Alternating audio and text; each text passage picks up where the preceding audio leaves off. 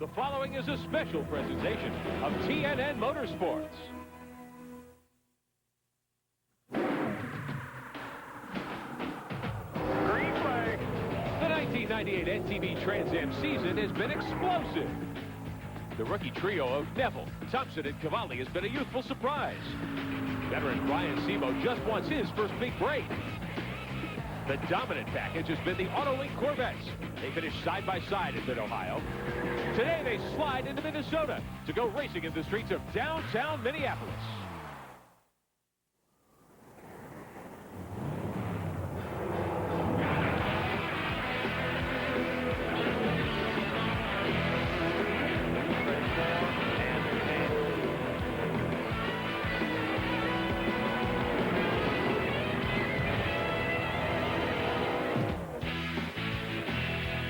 Welcome live to the streets of Minneapolis, Minnesota, the Sprint PCS Grand Prix of Minnesota.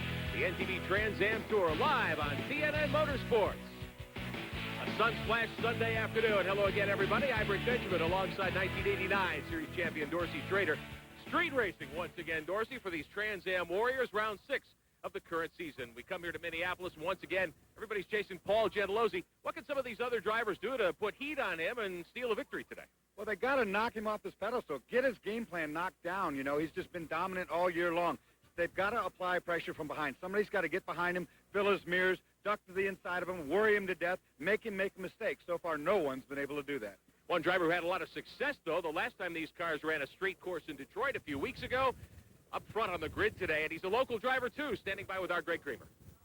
Absolutely right, Rick. Leighton Reese is in this car right here. This race is so important for him. This car's built right here in Eden Prairie, Minnesota, in Leighton's garage. And Leighton, this race hasn't traditionally been too good to you, but a second at Detroit, the last street race, your first Fast 5 qualifying effort up here in fourth. Can you run at the front for the rest of this one? Well, we're going to play it a little conservative at the beginning. I'm going to have to drive like a taxi cab driver with my head on fire at the end, though. So I think the pace will slow down at the beginning, and we should be there at the end if we don't hurt our tires. Obviously, gentlemen, he is very, very much after a podium finish here at home. As we look at the front row today, a classic motorsports situation. Ford on the outside of the front row, Chevrolet. Paul Gentilozzi's machine on the pole once again. Let's find out more about the front row starters today. Here's John Bisignano. Well, Brian Simo got his Mustang on that front row by working very hard to develop its drivability. He's very confident that he can give some real competition to this man, Paul Gentilozzi. 5 poles and 4 wins, Paul, but the competition has never been closer. Well, John, every week these other guys get closer to the combination that lets them challenge me. I hope today they're not too close. Too close is going to be snug up here. They're going to be running hard through the streets of Minneapolis. This is a racetrack that has not been kind to Paul Gentilozzi the first 2 times this event has been run. This is the 3rd annual Sprint PCS Grand Prix of Minnesota. We're live on TNN Motorsports. We'll be right back. Marty's here. Okay, let's see a fuel injector for a Ford Probe. Multiport? It's too easy. How about a gasket for a Yugo? With sealer? EGR valve for 74 Gremlin. See you tomorrow, Marty. Get 4 of our 35,000-mile tires. Any size, only $99. Or double your mileage with 4 70,000-mile tires, just $169. Pep Boys. Cars like us. People love us. Rusty, it's a woodchuck, and he's hurt. Rusty, it's up to you.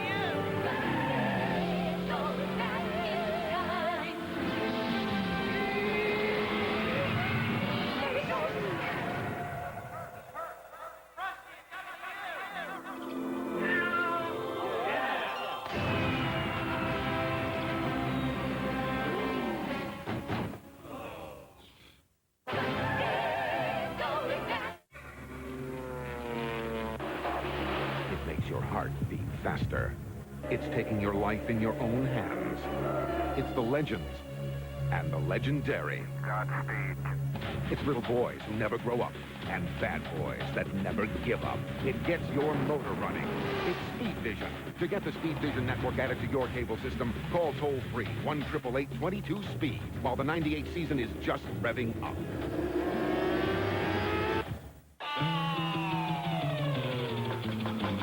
Most gas additives don't stand up to 104 Plus Octane Boost. Octane Boost eliminates hesitation and increases horsepower on the street and off the road. 104 Plus Octane Boost kicks gas. Guaranteed. Take no prisoners. 104 Plus Octane Boost.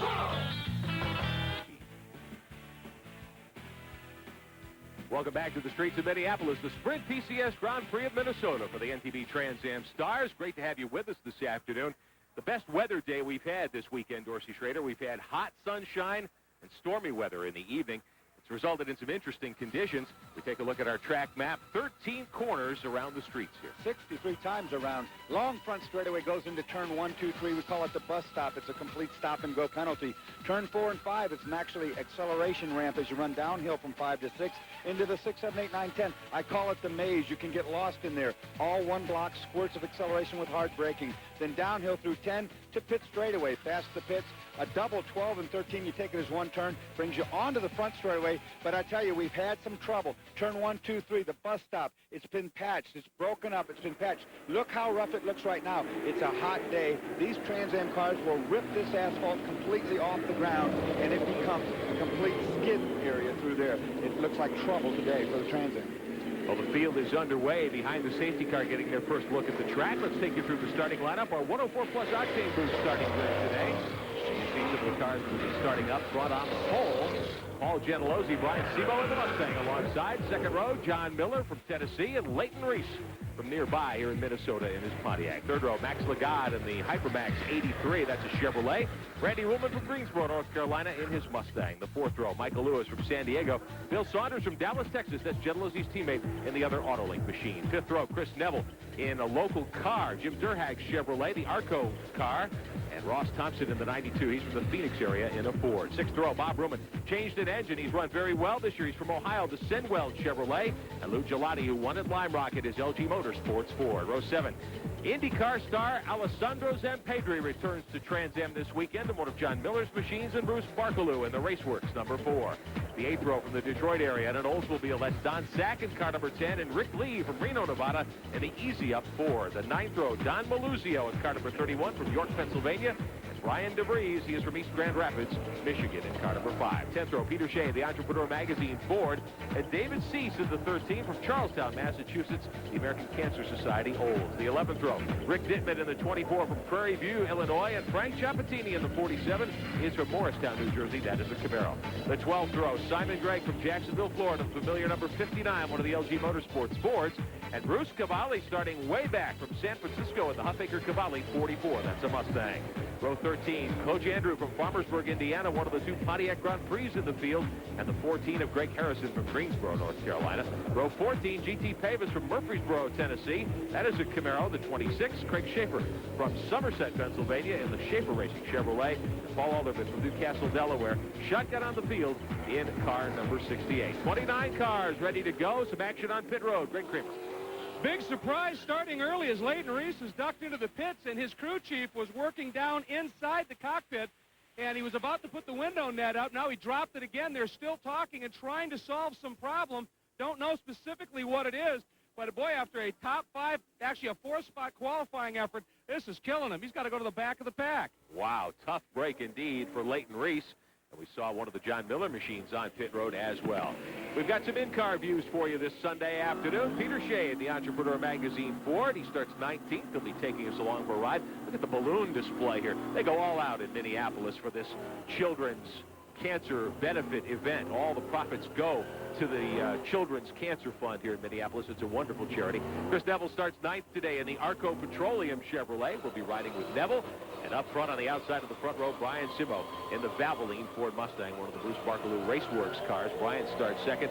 Dorsey Schrader, he's got his hands full today, but this may be one of the things, one of the drivers we look to for some competition. Also, John Miller will give us onboard views today, and he starts third right behind that lead row. Well, these tight street tracks like this tend to really bunch up the field. Although Paul Gentilozzi's been able to run away with most of these races, I really don't foresee him doing that today. There just isn't enough run room between these walls to get a big run going. Another guy who had trouble was poor old Bob Ruhlman, who qualified 6th just out of the Fast 5, had to change a motor, so they've now demoted him him to 11th. That's a Trans Am rule to get you just out of the top 10.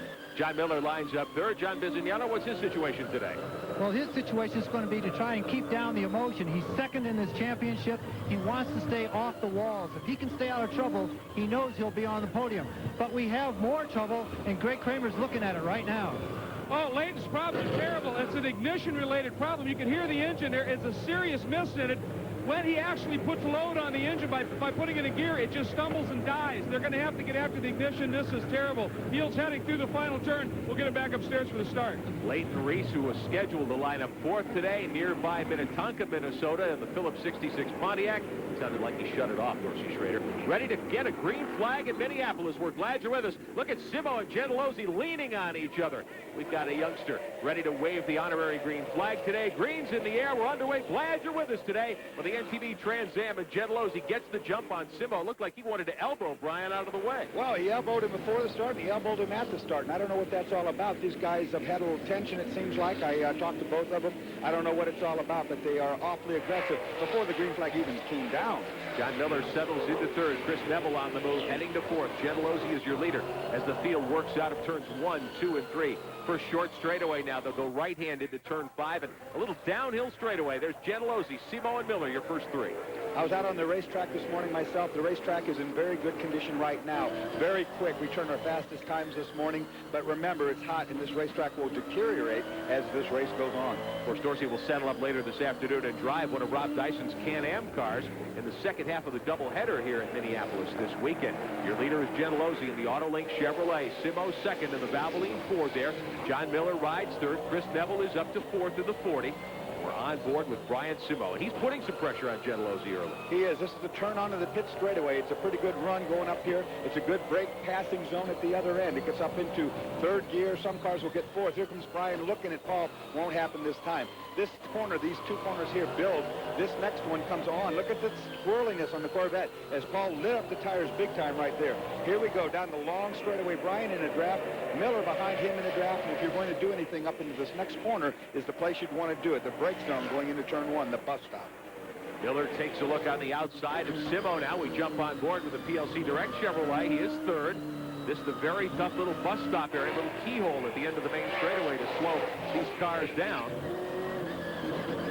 Saw the pavement patches there. Right now they're holding up quite well, but of course they haven't generated much heat in their tires yet, so the grip isn't at 100%. It will get there soon. Let's give a call to Max Lagarde in the 83. He has jumped up to fourth spot now. Max lined up fifth today. He's hung right in there, and he's joined the lead group. He's right there at the lead group, right behind John Miller he is, and this is a real good run for Max Lagarde. Max has been struggling a bit this year, a good hard competitor, and here he is right in the top 4. Lead cars, Gentilozzi in the black Chevrolet. Then you've got the two Camaros behind Brian Simo's Mustang. First Ford in the show, runs second right now in Minneapolis.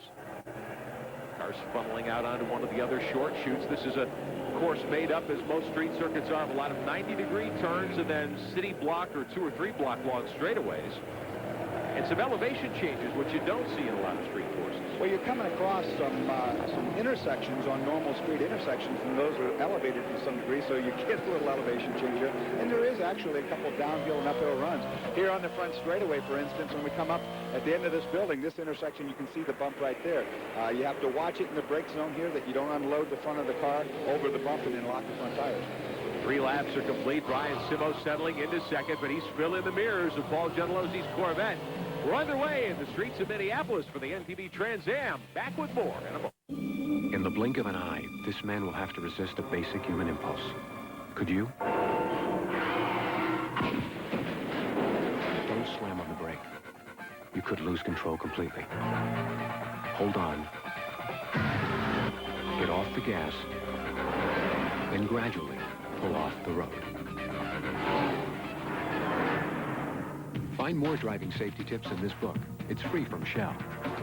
Count on Shell. We should greet each and every day like a gift that's come our way. Share the rich Folgers brew and make someone's day brighter too. That aroma mountain grown. Pass it on, set the morning's tone. Feel the warmth and say, let's unwrap this day. The best part of waking up is Folgers in your car.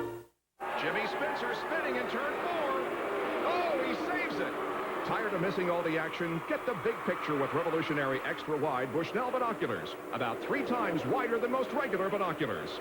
Extra-wide binoculars from Bushnell. That's me, Bill. Here we are at the Super 8.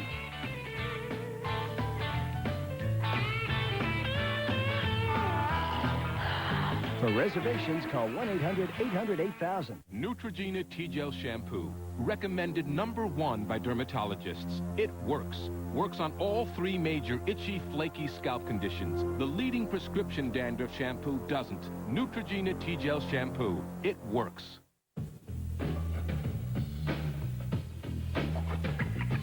Want 50% more shine stuff? Get new Ultra Shine Protectant from Armor All. It's the ultimate shine. Welcome to Trois-Rivières, Quebec, Canada. I'm Rick Benjamin, Dorsey Schrader alongside John Bisignano on pit road. We are 5 laps into the Grand Prix of Trois-Rivières for the NTV Trans Am.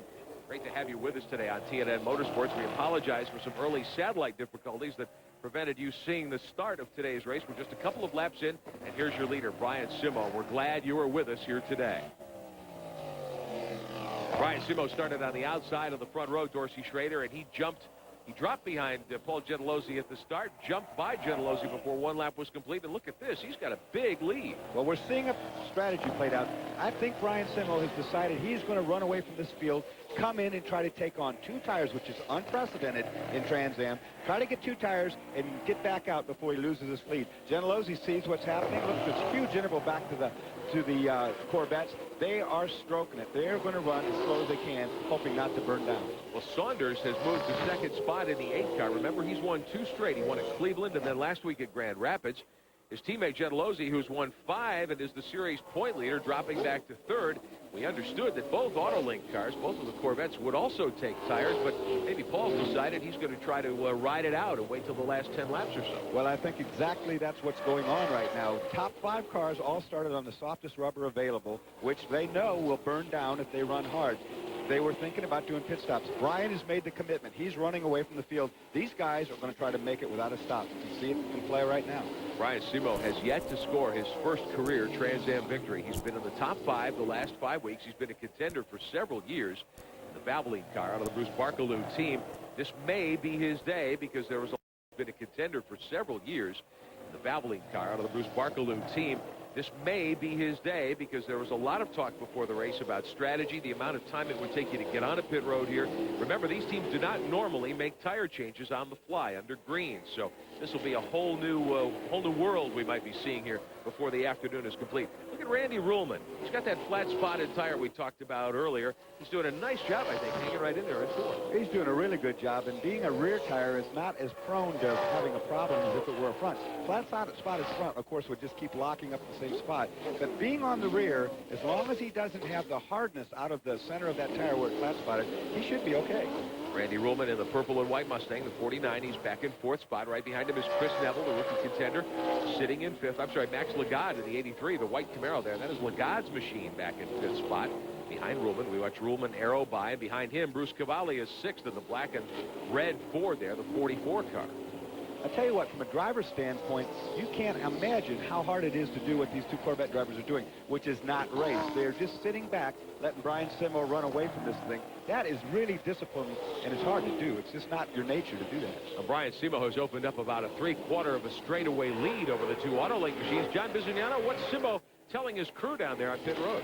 Well, they're being a little bit secretive, but we talked to both Brian and the crew before the race. Now, he is going to go out and try and get enough time ahead to where the pit stop will not be a huge penalty. They have a center jacking point on that car right in the middle of the rear bumper. They can get both rear wheels off at the same time. They can change both rears in the same time. They take Gentilozzi to change one because of a side jacking point. So there's a lot of strategy going in down here. They aren't used to stopping in Trans Am. Speaking of going in, Doug Mayer in car number 11 is in the wall hard. This is at the end of the main straightaway, coming around turn 1. Little engine fire bursting out there.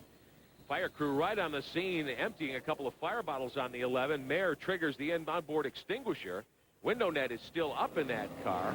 Well, he needs to get out. I think he's knocked the fuel pump off or a fuel line, you could see it's burning underneath the car on the asphalt, so there's definitely a big fuel leak there. He needs to be getting out of there and butt quick. Doug Mayer from Franklin, Wisconsin, the Menards sponsorship on that Camaro. This is his third start of the season. It doesn't last very long, and that fire pretty stubborn, still burning under the hood. Hopefully Mayer is out. We don't see him as yet. That is burning now. The carbon fiber is on fire, quite soundly on fire. We've got the fire trucks getting there now. That is what they need, because these handhelds cannot combat this type of fire. There's a lot of fuel. I think he didn't have time to shut the switch off, and it's probably pumping raw fuel right onto that fire. These cars, of course, do have fuel cells and so forth, but this is not a good situation. The fire crew, safety crew, quick on the scene here at Trois Rivières. Field being moved out of the way. The fire truck's now arriving. And there is a lot of work going on down there to try to get the flames extinguished in Doug Mayer's Chevrolet. That thing just keeps starting up, and I have to assume that there is raw fuel, like I said before, because they've kept putting this fire out, and it just keeps on going, so something's supplying it with the energy to burn like that. The end of the main straightaway there, Dorsey talked about it a few moments ago. There's a bump going into turn one. It can upset the car. We've seen several other machines this weekend in different classes of competition get upset going into that corner and have problems there. The Indy Lights are here this weekend. The Toyota Atlantics are here this weekend. A couple of different street stock divisions are here. And, of course, the SCCA World Challenge. So there's been a lot of machinery on the racetrack. Trans Am this afternoon is the weekend's feature event, final race of a great weekend of competition here at Trois Rivières. Well, I'll tell you what this doesn't do. It doesn't do anything at all for Brian Simmel's strategy about running away. Because, of course, now behind the caution, it's going to take a while to clean up. They look like they have finally got the driver out of the car.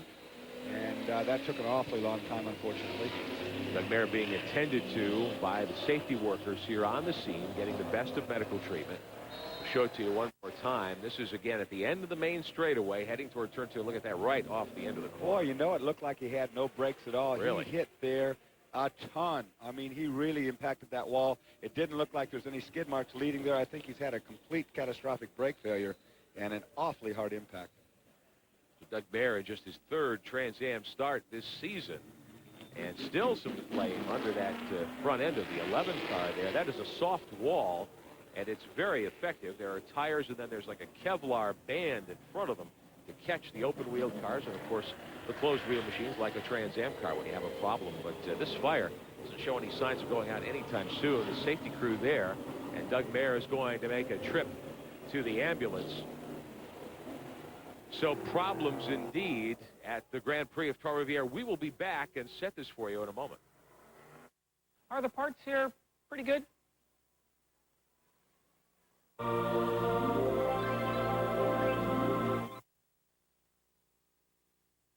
That'll work. For quality parts, go to the pros.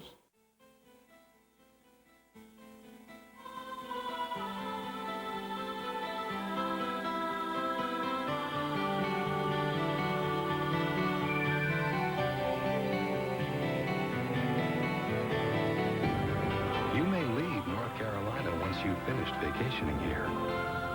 But one thing's for sure.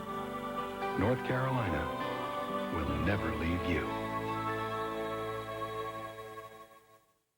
I'm Ironhead Hayward. And I challenge you to get cleaner, more refreshed with Zest deodorant body wash. But I ain't it. I was gonna try it. Well, quit crying and get to it. Zest body wash. Get cleaner, more refreshed. Get zestfully clean.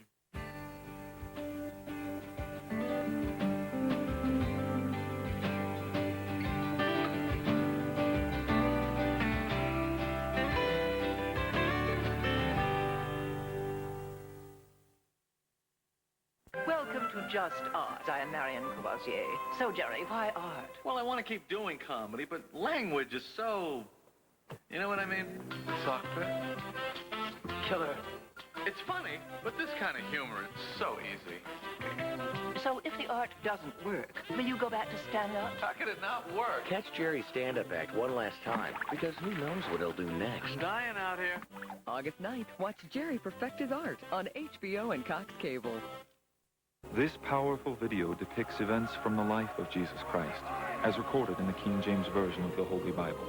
As you watch scenes of his birth, teaching, trial, death, and resurrection, you will better understand how his life can change yours. Call now for your free copy of The Lamb of God. It's a gift without cost or obligation from the Church of Jesus Christ of Latter-day Saints.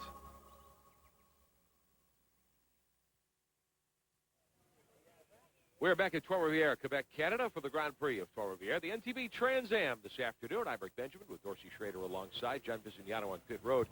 10 laps are complete. We're under caution for the first time, and we have had a serious incident at the end of the main straightaway. Rookie driver Doug Mayer from Wisconsin and his Menard Chevrolet went hard into the barrier, missed the runoff area. It looked like the car went straight off the outside of the corner, plowed into the wall, and caught fire. It took Doug Mayer a long time to be removed from the car. We jump on board with Brian Simo. He's headed down on pit road. Dorsey, we talked about pit stop strategy and so forth.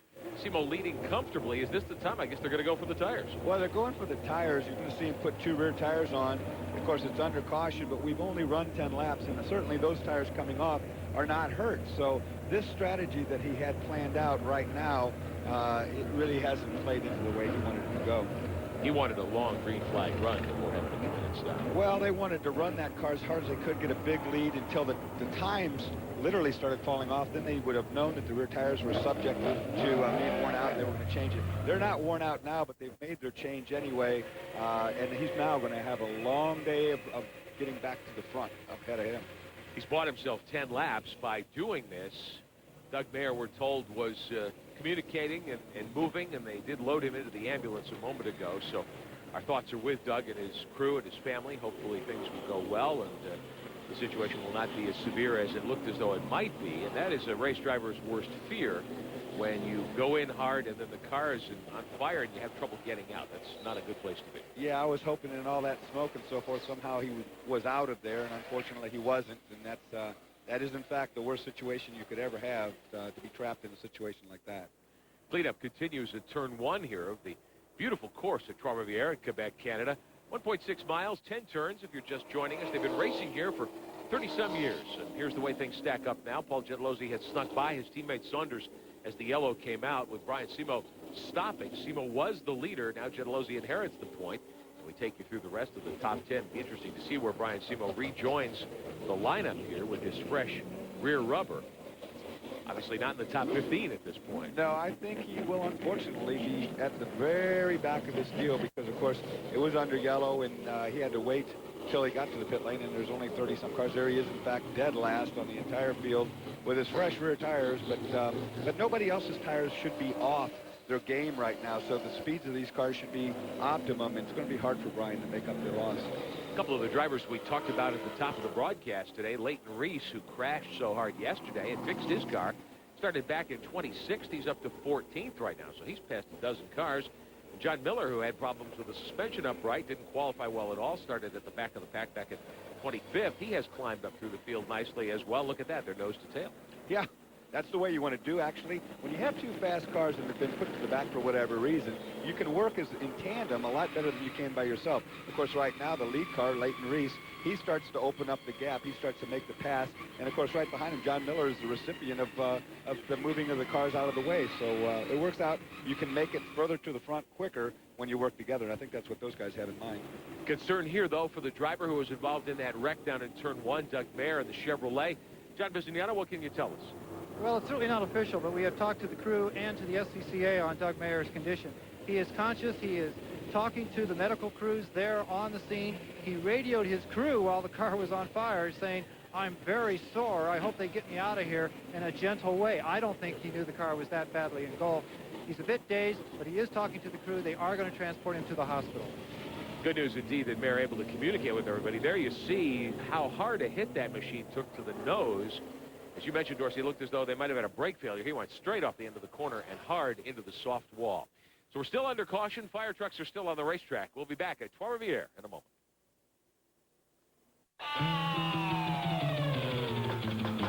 Most gas additives don't stand up to 104 plus Octane Boost. Octane Boost eliminates hesitation and increases horsepower on the street and off the road. 104 plus Octane Boost kicks gas. Guaranteed. Take no prisoners. 104 plus Octane Boost. No multi-million-dollar contracts. No victory laps. Not even a winner's circle. But if you think these weekend warriors who run the Score Desert Championship Series take anything for granted, think again. Which is exactly why they run with a Duralast battery from AutoZone. A battery so tough, so dependable, we back it with a 2-year free replacement guarantee. The next time you hit the road, don't settle for anything less. Dad, aren't you forgetting something? Right, 10-10-3-2-1. You were the one who told me we save over AT&T on every call if we dial 10-10-3-2-1, then 1, and then the number. I love when you listen to me. We even save 50% on calls over 20 minutes. That's right. You know, last month we were on the phone with your grandmother for a half an hour, and it cost less than $2. So I guess, Dad, the only thing you have to do is remember to dial 10-10-3-2-1 first. So remember... 10-10-3-2-1. I got it. In an instant, this woman's life will depend on what she's learned. Would you know what to do?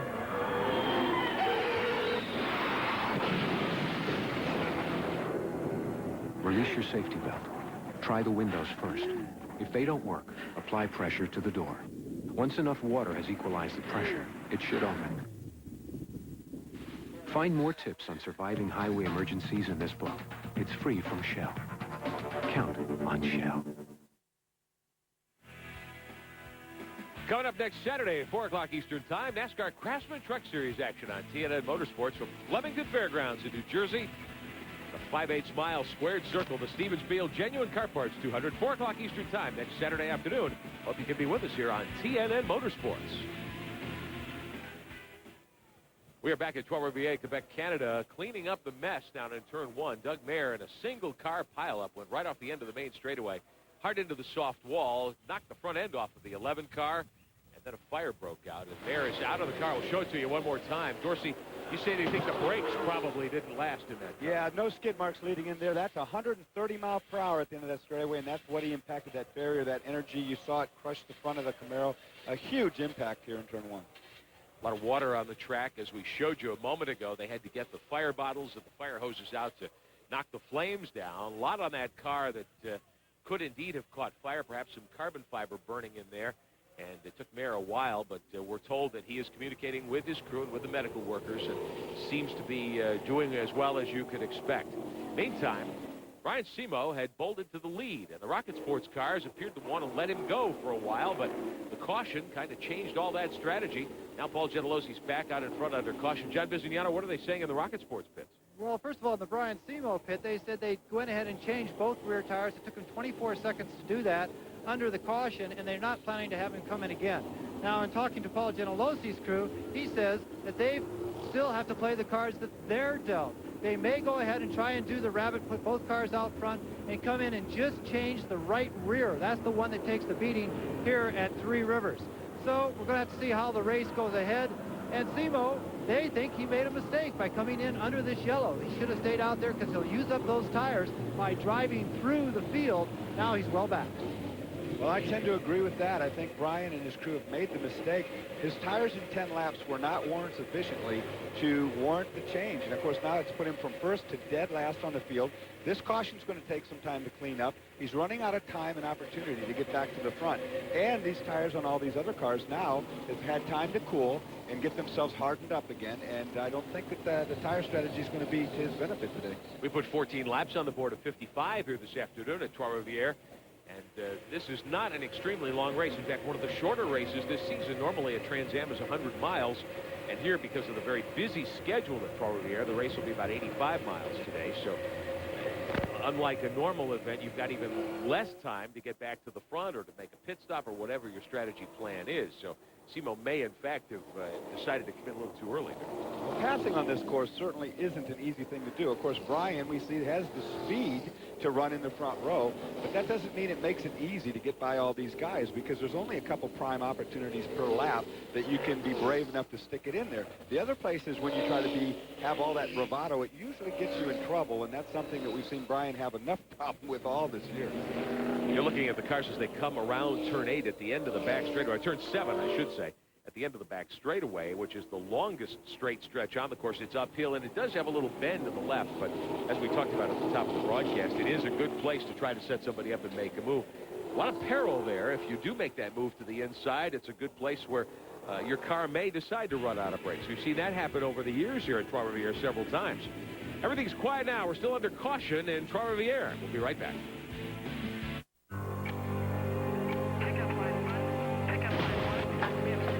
How does it look? I'm not going to lie to you. It doesn't look good. You got a broken crankshaft, a stuck valve, and a tremendous buildup of gunk. I should have used a Fram oil filter. Nothing stops more dirt and engine-damaging particles better than America's #1 brand of filter. I guess I'm paying for it now. Try and be strong. Fram oil filters. Pay a little more now, or pay a lot later.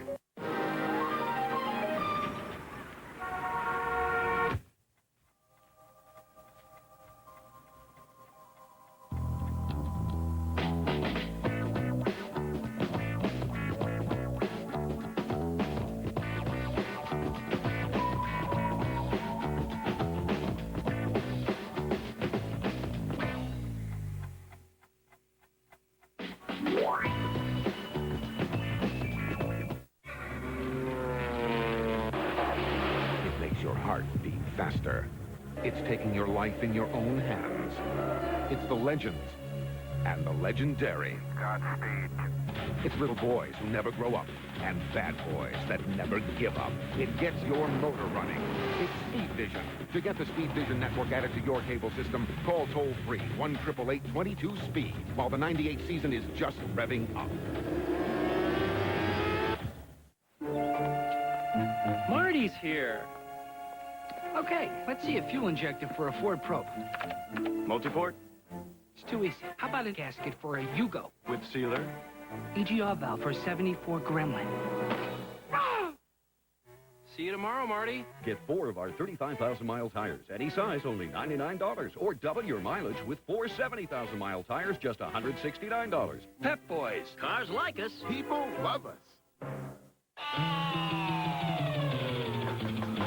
Most gas additives don't stand up to 104 plus Octane Boost. Octane Boost eliminates hesitation and increases horsepower on the street and off the road. 104 plus Octane Boost kicks gas. Guaranteed.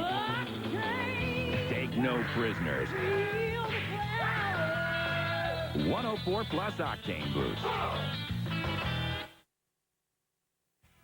Welcome back to Canada, the Grand Prix of Trois-Rivières in Quebec, north of Montreal. I'm Rick Benjamin. Dorsey Schrader, the 1989 Trans Am champion, is with us today. And John Bisignano on pit road. Field still circulating under caution after our first incident of the day. Doug Mayer hard into the turn 1 wall here at Trois-Rivières.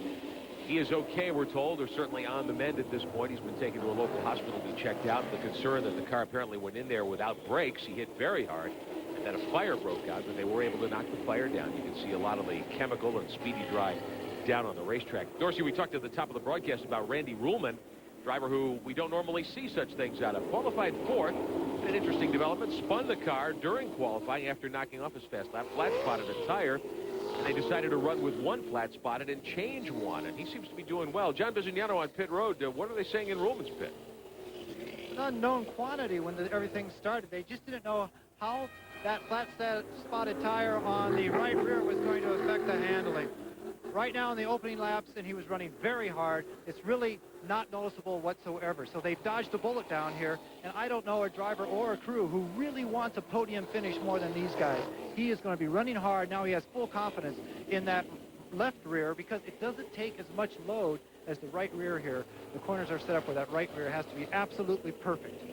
Well, the people at home might be wondering how in the world you flat spot a rear tire. Of course, the fronts usually lock up, and you do that under braking. Randy was coming up this very straightaway he's on right now, trying for a 4th to 5th upshift, got 3rd gear instead. Ooh. Locked the rear tires and did a huge spin. Didn't blow the motor, that was lucky, but he flat spotted both rear tires badly. And that's an awkward, kind of a weird thing. I can't think I've ever flat spotted a rear without doing all 4. And as we mentioned before, they elected to change one tire. Under Trans Am rules, you can do that without a penalty. If you have to change 2, it sends you to the back. So they opted to change the right rear, the one that they thought would be the most vulnerable, kept the left rear intact, and they're trying to race with it. So far, it's working out. And as we mentioned with Simo's case, this situation helps Ruhlman because of the many laps under caution. Well, Ruhlman last week at Grand Rapids had one of the best runs he had going all year. Really thought he was going to get a podium finish. He was in position to do so. And at the end of the race had a mechanical failure. It really broke their heart because these guys are really trying hard to do well. He's had a good qualifying, and right now he's, again, set to have a good finish. Ruhlman's been in the series for many years. This by far his best season. Formerly, he campaigned at Dodge Daytona. The Archer brothers ran those cars as a factory team for years. Ruhlman bought one of them when Dodge pulled out of the series several years back. Randy soldiered on with that car up through last season, but this year he's got a new Mustang, and it's a pretty strong piece. They've had some good runs this season. We're 17 laps of 55 complete, still under caution, but expecting the green. Next time by, we'll show you how they're running right at this point. As we mentioned, the 64 of John Miller, the 66 of Leighton Reese had to start at the back due to problems yesterday. Come up through the field nicely here in the first couple of laps. Well, that was Brian Simmel that we're on board. He's in dead last, and we just rode through the scene of the accident. We can see that the cleanup is pretty good. Most of that debris was offline. There was some water online, but I think that these track marshals and workers have done an excellent job, and the racetrack looks pretty much ready to go. Simmel will restart second from the back there. The 41 that's behind him, Jim Todd from Montreal, did go into the pits under the caution. So Simmel gets one spot back there. And now with the fresh back tires, very quick, second quick qualifier this weekend, he should be able to knife up through the field pretty quickly. But really, there's not a lot of time. We mentioned this is a pretty short race by Trans Am standards. Normally we go 100 miles. Today about 85.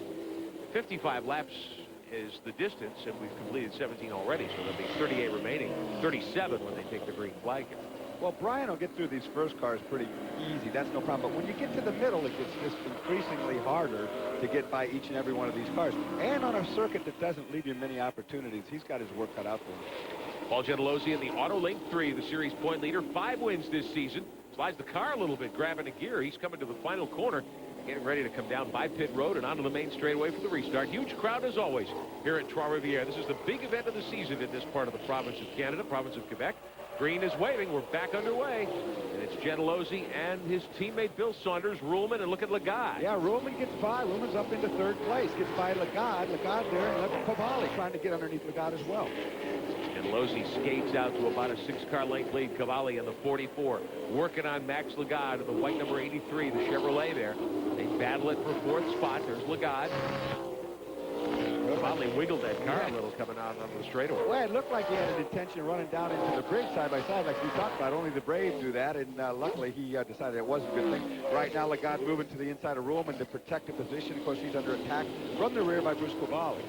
Cavalli is 5th, and right behind him, rookie contender Chris Neville. He's the rookie point leader in the Arco Chevrolet, the 40. We look at 3rd, 4th, 5th, and 6th. And Neville, talked to him a lot this weekend. He is really optimistic that they're getting ready to start running in the top 3 every week and contend for a win. He said he was going to bide his time, which seems to be the wise thing here. Well, Chris Neville is learning a lot quickly. You know, he's coming to these racetracks for the first time, so he's never, ever been there. Oh, we're on John Miller, and I see some damage in the left front corner. He's made contact with someone. That's the corner of his hood that's flopping up there, and we've seen what happens when that happens sometimes. I don't think it's mechanically damaged the car, but he's going to lose a little bit of downforce. So John Miller, who was charging up through the field after starting at the back, he was 15th behind Leighton Reese. And he is going to suffer some problems, no doubt, because he's lost a good part of the front dive plane of that car. It's some smoke there. I think he's got a little tire rubbing there. Yeah, he's got some tire rubbing going on there. He's lost some of his under tray. That's not good. That brake duct is in there. This is a very hard place on brakes. And a lot of guys run water brakes here. And if he's running water brakes, it was in the duct that now is missing. So he's got a little bit of a problem to deal with there.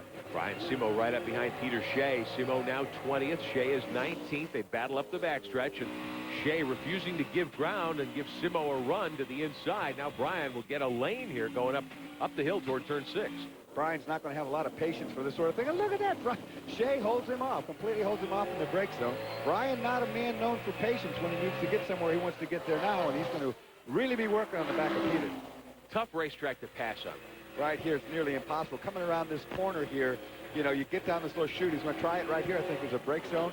He's looking to the inside. Not enough there. It is a very tough, tight situation through here. Simo started second, led early here, decided to pit early for tires under the caution. Trying to come back up through the field from the back of the pack now, and he's having trouble getting by Peter Shea. Well, I think he almost bumped him there. Watch this, though, down in turn 1. Good braking zone. It's no longer a contest. Brian whistles by, has taken that position, and will soldier on. 20 laps on the board, 35 remaining here at Trois-Rivières. Peter Shea gives you a look at the fleeting Valvoline Deuce. Brian Simo down the hill toward the gate. This is turn 3 now. You talked about how hard it was to pass, and he's not even near midway through the pack yet, so he was having a lot of trouble for that position. And now look at that line of cars that are up ahead of him. We're riding on Peter Shea's car, and here comes the whole gaggle of them. Take a look at David Cease in the 13, Leighton Reese in the 66 right in front of John Miller's damaged TLC Direct Chevrolet. Miller was on the charge from the back of the grid here. He's going to get by Cease perhaps. With that bodywork flapping, he's really got an uphill fight in front of him. That's a dicey place to go side by side, but they made it. Simo behind David Cease now. We'll try to get by probably in this next thing. No, not yet. Cease's car wiggles under the braking there. 16th spot now claimed by John Miller, getting by Cease. Brian Simo back in 18th. In car number 2, work on David Cease on the main straightaway. To pit road, John Visignano. Well, again, remember that John Miller is 5th in the championship, and he wants to get up front for those points. His crew chief says the flapping bodywork is not a problem. They're going to leave him out there. Wow, with that hood really adrift on the left side, you think they need to come in and throw some tape on it. Well, it's going to probably do just what Paul Gentilosi's Corvette did last week. It's probably going to get enough air under it, and it's going to fly off, and you won't have that problem anymore. Wow. But in the meantime, with it up in the air like that, it's creating a big wind break, and that's not good. It's slowing them up in the straightaway. Here, see, look at it now. It's getting worse and worse. Soon that thing will be up in the air and gone. Leighton Reese, Ryan DeVries in the 5, and Miller all going by Bruce Barkaloo's number 4. So Barkaloo, who was 13th, loses a bunch of spots at the end of the backstretch there. Reese is on the move. Give Reese a couple of more positions in the 66. Brian Simo now right up behind Miller. He'll work to the inside as they come toward the final couple of turns here at Trois Rivières. Miller cuts across his nose. Wow, Brian Simo wasn't quite close enough to have that be a problem, but it was pretty close. I think Brian's intention now is to get him on these straightaways. He's been passing people down into turn 1. Miller got a good run out of there. In fact, he did a better run. There goes part of the nose. You saw it fly over the hood of Simo's car there as they worked inside of Brian DeVries. DeVries running 14th. There's Simo to the inside coming off the first turn. So Miller is doing a nice job. He's moved to 14th. Simo to 15th. Gelati ahead there in 12th spot. And Miller lock up the brakes. I saw some smoke out from under that car earlier. You have to wonder if he didn't do a little bit of damage to the left front corner there. Well, the left front under tray. And Brian Simo is broken. I thought I heard the clunk. He got into a downshift situation. He almost spun the car. I was going to say that before. I had a pretty big clunk, and I think he's lost the gearbox. Oh, boy. Tough break indeed for the outside front row starter today. Brian Simo in the Valvoline Ford.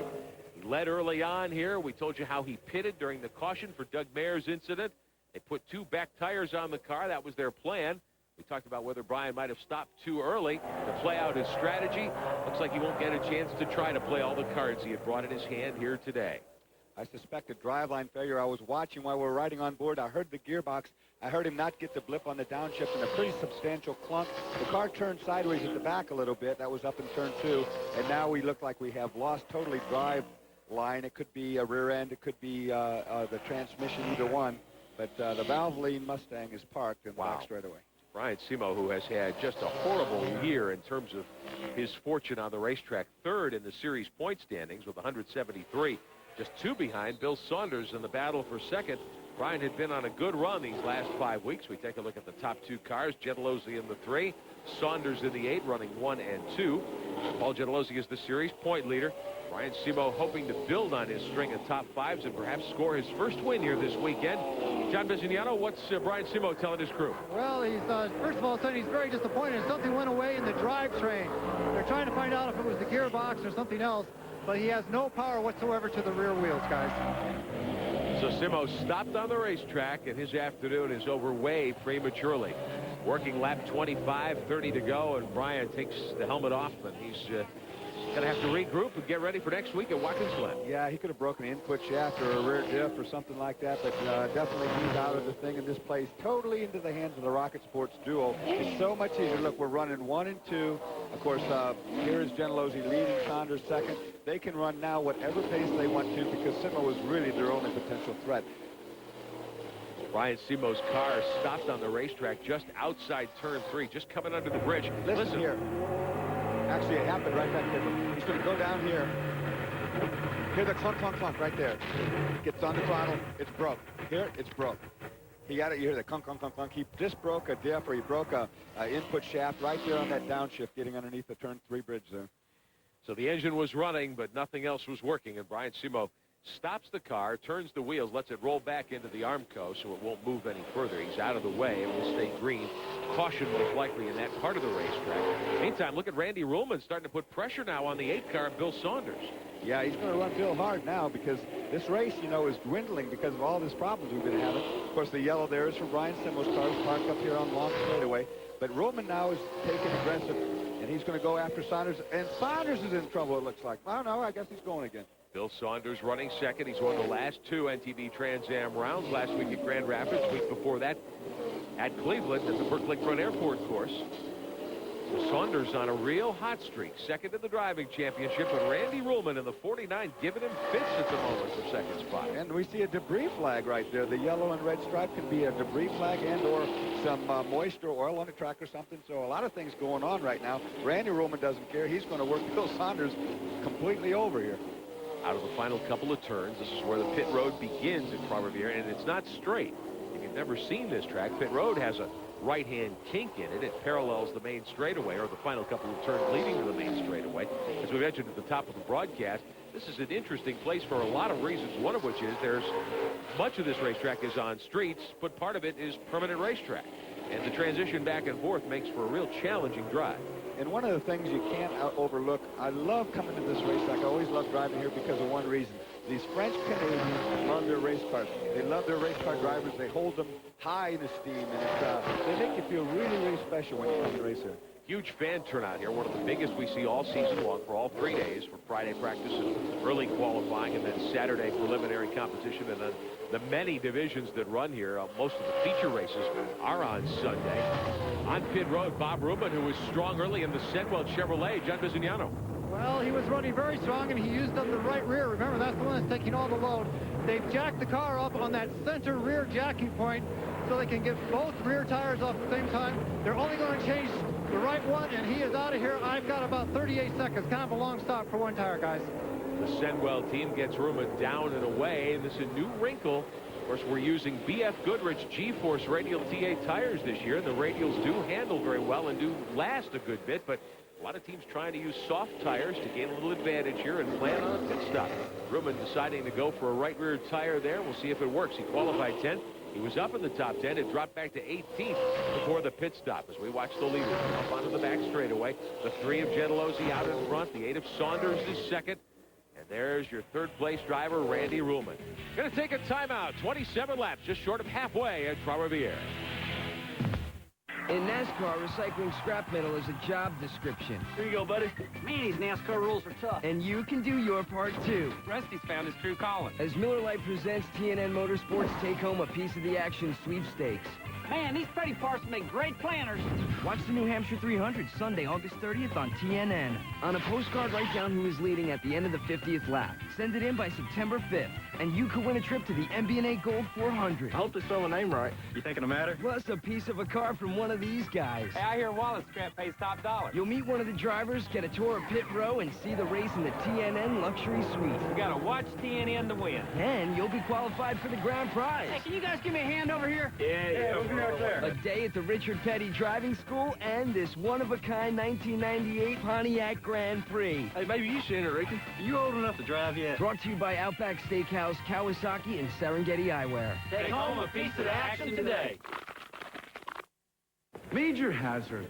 You left the base without authorization. Proceeded to Burger King and ordered a rodeo burger? I've served this command for over... Answer the question! Did you order the rodeo burger? You're darn right I did. It was flame broiled and delicious. Burger King salutes small soldiers with a tasty new rodeo burger. Cheese, onion rings, bullseye barbecue sauce. Right now, part of the 99-cent Great Taste menu. That rodeo burger, it was pretty tasty, huh? You can't handle the rodeo burger. If you ask us, it just tastes better. No multi-million-dollar contracts. No victory laps. Not even a winner's circle. But if you think these weekend warriors who run the Score Desert Championship Series take anything for granted, think again. Which is exactly why they run with the Duralast battery from AutoZone. A battery so tough, so dependable, we back it with a 2-year free replacement guarantee. The next time you hit the road, don't settle for anything less. Back in Canada, Trois-Rivières, Quebec, Canada, for the Grand Prix, the NTB Trans Am Championship. Beautiful Sunday afternoon for motorsports. Our coverage today being brought to you by the more than 2,500 AutoZone stores across America. AutoZone, the best parts in auto parts. Trouble for John Miller IV. Black flag to the PLC Direct Chevrolet. The scrutineers take a look as he stops on pit road.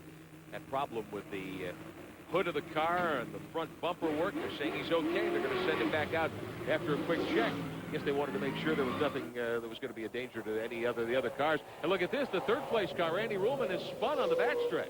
Yes, he has spun in the brake zone right there where I said all the problems would be. And now he's sideways in the middle of the road. That's not a good situation. As all these cars take positions away from him, that is right before the corner. So he obviously has locked up the brakes. We're going to see a replay here up in traffic. That's the situation. Coming through some back markers. Oh, he got hit. He got tagged.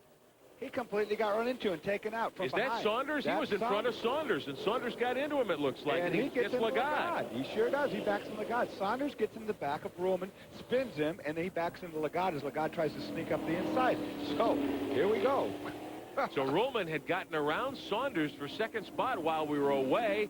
And then they come together, and look at this. Trouble for Ted Sullivan. He stops right behind the crippled car of Brian Simo. We told you how Simo, who led the early laps here today, had broken something in the driveline and had to stop. Now Sullivan from Connecticut's going to unbuckle and climb out. This is right out of turn 3 as they come up onto the backstretch here at Trois-Rivières. When you come underneath that arch in turn 3, when you turn, there's a pavement change, and you want to get on the power, and you hit the power, you hit the throttle, and it spins the tires.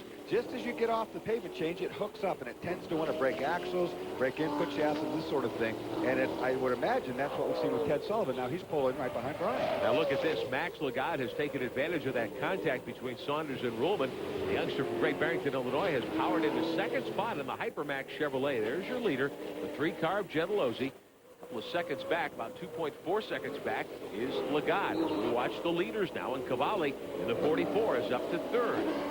Bruce Cavalli, and one thing he's shown me this year in his rookie year is that he tends to race a lot better than he qualifies. He will be very much in the hunt of this. We look right now, Saunders in the middle, that's Neville, and Frank Ciappatini right in front of him as Saunders is trying to work his way back from the accident that he had to Salapado. Ciappatini in the 47, not on the lead lap. Saunders now is fourth behind Cavalli. He has lost a lot of ground and does not seem to be up to speed at all. Chris Neville in the Arco Chevrolet running in fifth spot, the 40 car.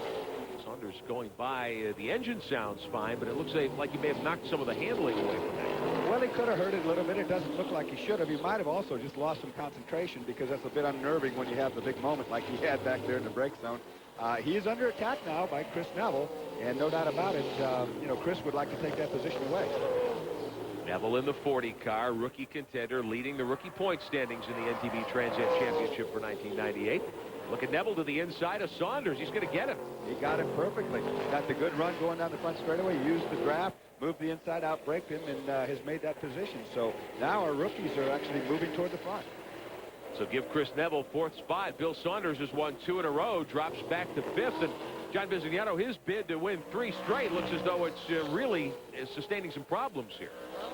Big problem, and they're trying to decide what to do in the pit lane. He is complaining of both rear tires being absolutely gone. Now remember, he started on the BFG 200s, and a lot of people thought that they should be mixing those tires and putting a little bit of harder compound, a little bit of softer compound, on the rear and try and manage those all the way to the end of the race. Bill Saunders is one of the best managers of equipment possible. If he's having problems with those rear tires, there's a lot of other people out there in even a bigger problem. They're going to be slipping and sliding here through the streets of Three Rivers in the last 20 laps, guys. Saunders had started up toward the front, started in the second row, second in the series points, but he is having a rough afternoon in car number 8. Back to fifth now, behind Chris Neville. If we look back a little further, we'll show you Alessandro Zampedri in a moment. He should be coming around the final couple of turns. In John Miller's team car, the former IndyCar driver has moved up nicely. Zampedri now being shown in 6th spot, so this would be his best run in a Trans Am machine. Yeah, there he works to the inside of what I think is what's left of of possibly John Miller's car. There's a car running sans. No, it's not either. It's a car sans hood there that he's knocked his front end off. We see that a lot in Trans Am. One thing talking about these tires that I quite don't understand is that everybody keeps going to these soft tires. Now, there's a harder compound available, and everybody says, well, Paul Gentilosi's running these soft tires, so if he does it, I think that's the wrong strategy. I think I would know for Dorsey Schrader would be running stiff rears because I could never make these softs. I like too much power down. You were never known for your gentle touch at the wheel. Randy Ruhlman trying to climb back up through the pack. He's working behind Lou Gelati's machine. Got to look at Gelati's new car that will be coming out next week. Gelati is 11th, Ruhlman is 12th. So Ruhlman, after that incident with Saunders on the backstretch, he's got his speed back, and he's knifing up through the pack.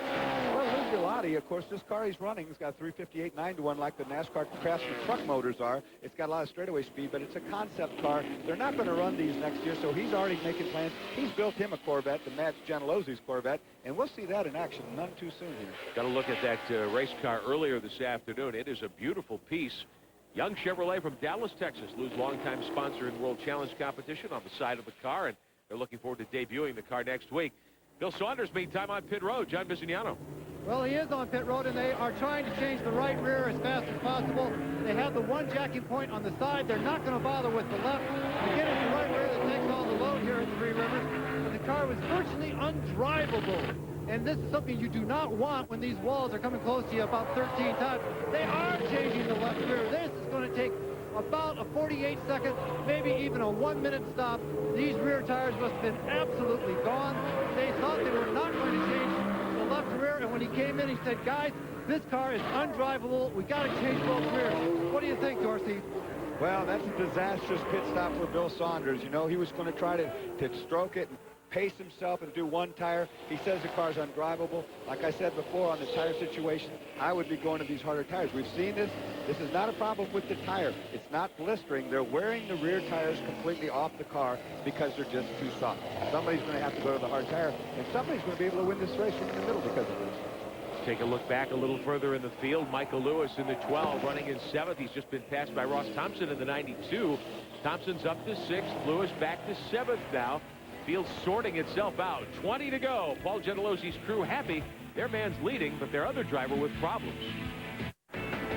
The excitement of NASCAR Craftsman truck racing. Cool. The equally exciting performance of the vent visor deflector. Vent visor? Vent visor lets you crack the window to keep cool in the heat and dry in the rain. Cool. Vent visor installs in record time. Cool. With vent visor, your truck stays cool. Hey, and it looks cool, too. Vent visor, the coolest thing on your truck. And an official sponsor of the NASCAR Craftsman Truck Series. Now that's cool. While these two trucks appear to be exactly the same, there is, however, one measurable difference. The brand of brake pads. Performance friction carbon metallic. The power to stop the best. Ask for them at AutoZone.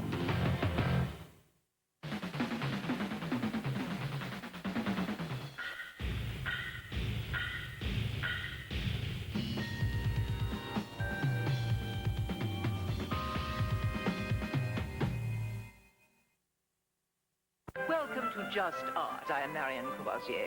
So, Jerry, why art? Well, I want to keep doing comedy, but language is so... You know what I mean? Softer. Killer. It's funny, but this kind of humor is so easy.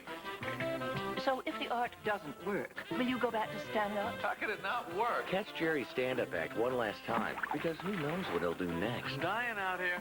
August 9th, watch Jerry perfect his art on HBO and Cox Cable. CMT Stone Country sure is the right place. Especially if y'all like the traditional sound of pure country. Now you got it. CMT Stone Country. Sunday night at 8, 7 Central. The new CMT Request Line, the show where you pick the stars. Terry Clark. You dedicate the songs. To make a request, point your browser to country.com. Turn on to the CMT Request Line.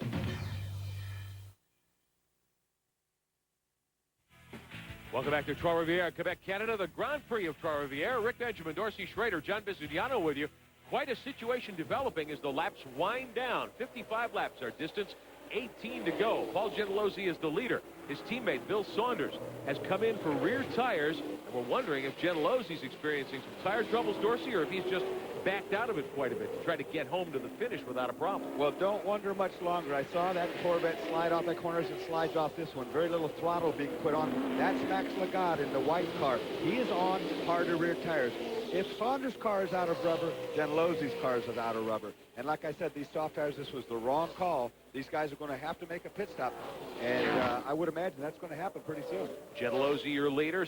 Lagarde in second spot. Saunders was in the mix earlier, but he got caught up with third-place runner Randy Ruhlman. They have dropped from contention. And then Saunders pitted the right rear and a left rear tire just a moment ago. So Gentilozzi bidding for his 6th win on the season in 9 tries, but this may not work out the way he wants it to. Lagarde, meantime, from Illinois, the youngster with no career Trans Am victories, staring at a situation that might yield his first ever win in one of these cars. Let's go to pit road. John Visignano. Well, just to tell you a little bit more strategy down here, the harder tires are on Lagarde's car in both rear positions. Now, at the beginning of the race, the BFG guys told me, watch Lagarde. He is doing exactly what we want him to do on tire pressures, setup, and running the compounds we want. 2 hards.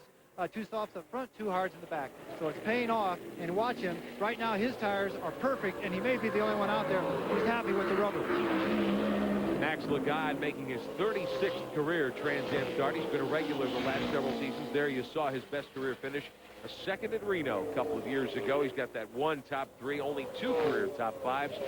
Strong in the top 10, 14 career top 10. So he's pretty consistent from 6th through 10th in that car. That's the same car they've run since they came to the series 3 years ago. Max Lagarde knows all too well what he has to do. He's got to keep the pressure on Gentilozzi now. He's never won a race, but he's set to do it right now.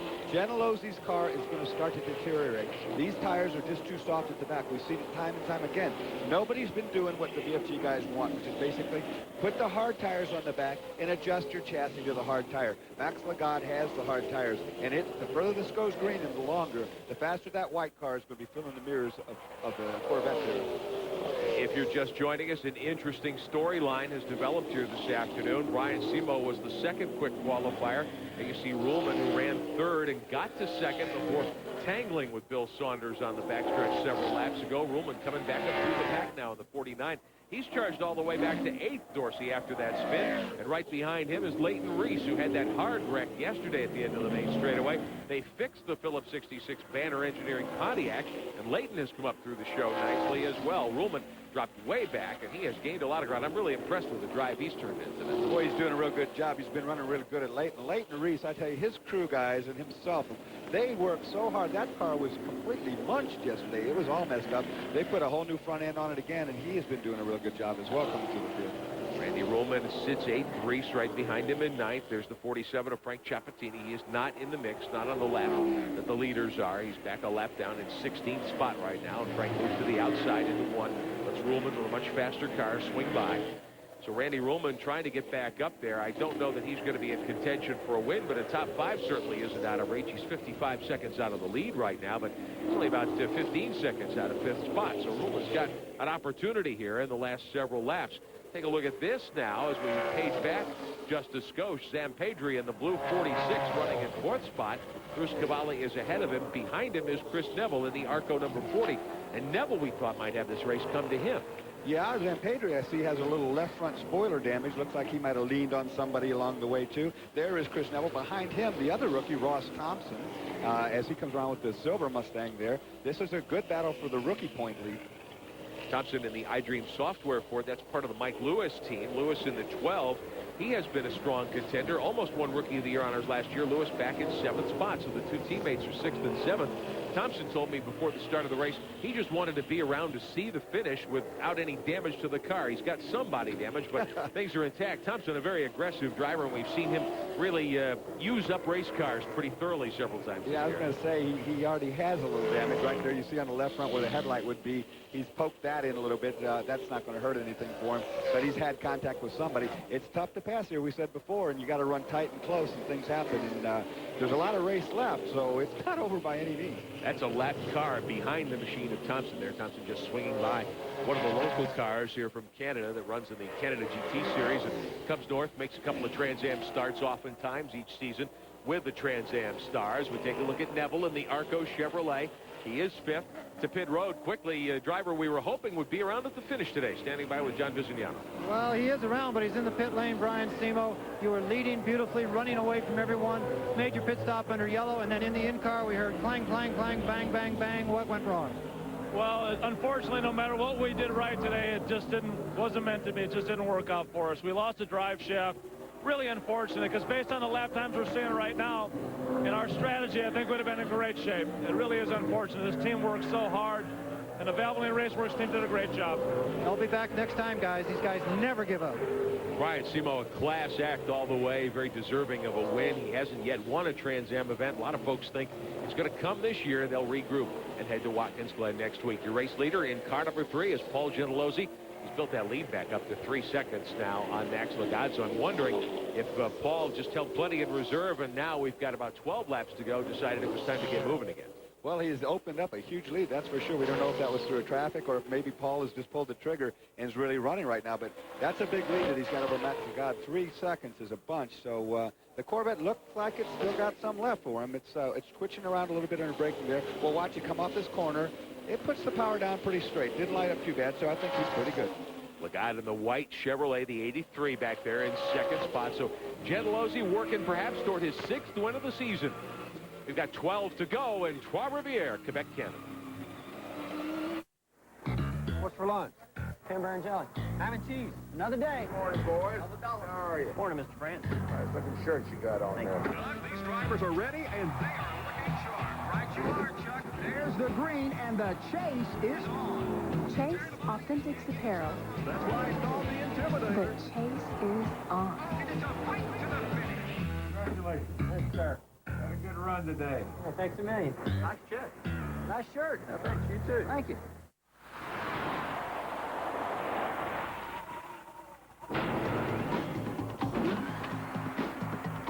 Select road. Validating tires. What kind of road can you drive on with BF Goodrich tires? Approved. Enjoy.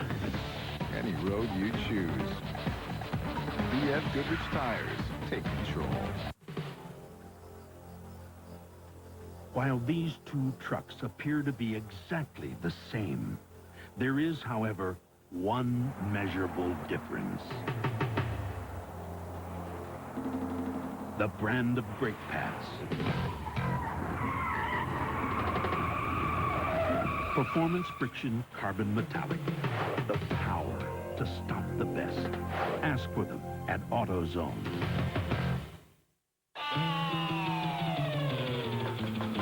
Most gas additives don't stand up to 104 Plus Octane Boost.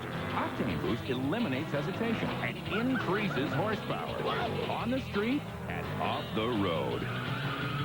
104 Plus Octane Boost kicks gas. Guaranteed. Take no prisoners. 104 Plus Octane Boost.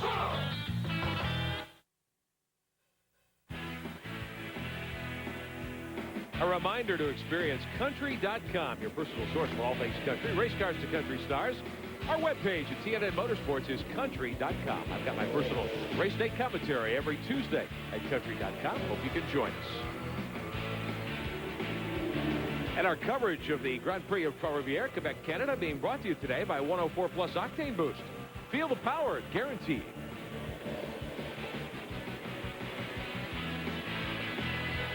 Welcome back to Trois-Rivières, Quebec, Canada. Rick Benjamin, Dorsey Schrader, John Visignano on pit road. Paul Gentilozzi, the story of the afternoon. Started outside the pole, let Brian Simo take the early lead and run with it. Gentilozzi rode smoothly, dropped way back. We were concerned he was back at third at a point. We thought perhaps he was in the process of running the rear tires off the Autolink Chevrolet, but it doesn't look that way. We've got 9 laps to go, and Gentilozzi has opened up 10 seconds now over Max Lagarde. Looked like Lagarde might be able to get in there and give Gentilozzi a battle for the lead before the checkered flag fell, but Max has fallen out of contention pretty much. Still riding second, but he's a good 10 seconds back. Now the battle between the two drivers who started way at the back of the field today. John Miller in the PLC Direct Chevrolet with a severe nose damage. Behind him, Leighton Reese in the black Pontiac, the 66. They're back in 9th and 10th. Reese was 9th. He's given up the spot now to John Miller, and this is a great run, I think, for John Miller. We'll show you some of the onboard telemetry as we show you just how quickly he is running and how strongly he's turning that Chevrolet motor in his Rocket Sports chassis car. With a damaged car, Dorsey, this is a good run. Well, he's going to be down on top speed. We're going to see there's 124 right there. It should be about 6 miles an hour faster. That's as a result of all that air that he's pushing. We see some smoke off that, too. Good run going there. We're looking at telemetry, mile per hour to your left, of course, RPM, and you're looking at side G-force. That body temperature is lying. He can't be 137 degrees in there. He'd be cooked. But he's going on pretty good. And Paul Gentilozzi, I know him all too well. He's running good like this because he wants to prove me a liar about those tires. He's trying to get back at me. Well, you know, too, that Paul is a little on the frustrated side. He has not won in several weeks. And he went into this season hoping to break Tommy Kendall's record of 11 Trans Am wins in 1 year. He's won 5 so far. This is round 9 of 13. This would be his 6th win if he's able to continue and pull off the victory here today at Chevrolet. He's never won here. His best finish of 3rd 1 year ago. So he's got a lot to race for today as we stay on board with John Miller. Problems, we're told, for the 2nd place car. Max Lagarde, who was 2nd for so many laps. Looks like some smoke has started to come out of the 83 car. That's right out of the right side exhaust bank, it looks like. In fact, it is out of the right side exhaust bank. He's hurt that motor. Something on the right side is given up, and that is why he's been dropping back. And that's a shame for Max Lagarde. And he's standing by right there. He's out of the car. So that motor is expired on him, and wherever he's parking, he's out and okay. But his day is truly over. Tough afternoon, tough break indeed for the young driver from Great Barrington, Illinois, who runs 2nd here for so many laps today. Max Lagarde will not be around to take a spot on the podium. Take a look a little further back. Yeah, this is Chris Neville in the 40 and Ross Thompson in the 92. Yes, it is indeed. And, of course, these guys battling for the Rookie of the Year honors. Both of them running there together as they have done most of this year. Really learning a lot, the two of these guys, about Trans Am cars. And they've never been to these racetracks before, so it's not just learning the car, it's learning a brand new racetrack, and you just don't get enough time around here to do all that in one day. As we take a look at Neville, he is now 4th. Thompson is 5th. Alessandro Zampedri has moved up. He is 3rd. And Bruce Cavalli, the rookie who finished 2nd a week ago at Grand Rapids, he's up to 2nd now. Look at Randy Ruhlman moving by Mike Lewis. This is for position and give Ruhlman 6th spot. Yeah, I saw that. I saw that coming. He's in 6th place now and on the march, no doubt about it. I saw him in the rearview mirror there running up. He is going to catch up very shortly. That's Alessandro Zampedri right in front of him. And, of course, in front of Zampedri was the rookie battle we were looking at. Ruhlman certainly turning in one of the great drives we've seen this afternoon. If you were with us earlier, he was 3rd and had gotten to 2nd spot. He and Bill Saunders battling for position. They tangled, and look at that trouble for Zampedri, it looks like. The same spot. Zampedri looks like he has just lost something on the left side of the car. At first I thought it was a motor. Now I suspect he's got some left front suspension failure or something, as it's not smoking right now. Zampedri was up in 3rd spot, the former IndyCar driver who survived one of the worst wrecks ever at the Indianapolis Motor Speedway in 1996. May have cut down a left front tire. We'll see if he brings the 46 down on the pit road. He's over here for a period this summer trying to get some experience in these heavier cars with some sponsorship from some companies in Italy. Here's his team owner. We watch John Miller from his onboard view. Looks like he's cut down that left front tire. Yeah, you're right about that. He's bringing it in. He's got a flat left front tire. They don't look like they're ready for him. The John Miller crew goes to work. They're going to try to get Zampedri some new rubber and get him back out there. The Techno Anxa Maxell, I believe, is the sponsorship name. And the Chevrolet Camaro, the 46. The left front tire being worked on behind the chain link fence. The fans watching, as we've told you this afternoon, these Trans Am teams normally do not do pit stops to change tires. It's only in the case of an extreme situation like with Zampedri. Now look at this. Ruhlman gaining ground quickly on Thompson. Yeah, talk about extreme situation. And Ross Thompson's got it right in his rearview mirror. That's Ruhlman. He is hustling that car. He can see now these cars are for position. They're all the way up into 3rd place. Of course, he's come back from that spin. It wasn't his fault. He got collected. He got drilled from behind by Saunders, put around backwards. He's looking to get by Ross Thompson for 4th place. And right in front of Thompson, of course, Neville for 3rd. He bumps him, and he's going to get the run up the inside. Randy Ruhlman. Oh, Thompson puts it on the wall. Oh, my. Ross Thompson went back to the outside and bounced Ruhlman into the fence. So Thompson won't give up the spot on the racetrack. Ruhlman is going to have problems. He gets it back fired up, but I think he knocked that car out of square pretty severely. Well, he hit hard. He hit bumped. He actually got in behind Thompson and bumped it and loosened him up, drove to the outside, and he got to favor return right there on the side of the wall. He got rubbed in the side of the wall. A big hit. We'll have to watch now and see if that fact did bend the front suspension on that car. We're looking at it right now. The hood's askew. It's going to fly off shortly. Wow, we'll show it to you again. This is Ruhlman pressuring Thompson for fourth. Well, he bumps him. Watch here. He's going to bump him. That loosens up Thompson. He gets inside, runs up. Now, the next corner's to the right. Thompson's not going to give him room. That was a deliberate deal there. He ran him over into that wall. Wow. We'll show it to you from another angle.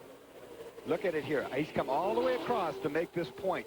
Boom. Puts him in the wall pretty hard there. I would imagine if some people look at that replay, they're not going to be happy with what they see. Charlie Earwood, the chief steward here this weekend at Trois-Rivières, Quebec, Canada, taking over from launchpad chief steward Bob Anderson.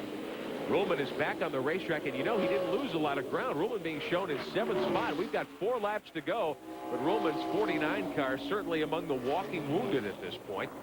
As Chris Neville takes over 3rd, Thompson 4th, and Ruhlman now back to 7th spot with a wounded car. Bill Saunders right behind him in the 8th car. Saunders with those new rear tires. He's come up through the pack as he's battling for a position. Watch this hood of Ruhlman. It's going to fly pretty soon. Here comes Saunders side by side. He's got the better tires. He'll use that right here on the straightaway to get by. Ruhlman's car, pretty soon that hood's going to take off because it's going to open a big air gap right there. I suspect it is damaged in its front toe in a little bit, so he's not pushing the issue. He's just trying to bring it home to the finish. Wild action here. The driver who was second dropped out with a motor problem on pit road with John Visignano. Talks about maybe your best drive ever. You finished last year second in Nevada. You were on your way to a second or first place here. What took you out of this great run of yours? Well, I think we had an engine problem. Either broken valve, spring, or dropped the valve. And the car was working super, you know. Hypermax Engineering, Ridley Oil Camaro was really hooked up. It was hooked up, but they're unhooked now, guys. He's out of it. Tough break for the youngster. Great guy. We love watching him run. Unfortunately, he will not get a top 3 finish. Paul Gentilozzi, your leader. 2 laps to go. Next time by, Randy Ruhlman's crew watching their driver bounce back from plenty of adversity. In the blink of an eye, this man will have to resist a basic human impulse. Could you? Don't slam on the brake. You could lose control completely. Hold on. Get off the gas. Then gradually pull off the road. Find more driving safety tips in this book. It's free from Shell. Count on Shell. What's this, Dad? 10-10-3-2-1? Oh, that 10-3-2-1 has changed to 10-10-3-2-1, but you still get the same great savings. Still saves 50% off every call over 20 minutes? Of course, still half price on those long calls to Romeo in New York. Does it save all the time? Sunday, Tuesday, any day. Just dial 10-10-3-2-1, then 1 and a number. Easy. Easier than laying off this stuff. 10-10-3-2-1. New number, same great savings. It makes your heart beat faster. It's taking your life in your own hands. It's the legends and the legendary. Godspeed. It's little boys who never grow up and bad boys that never give up. It gets your motor running. It's Speed Vision. To get the Speed Vision network added to your cable system, call toll-free 1-888-22-SPEED while the 98 season is just revving up.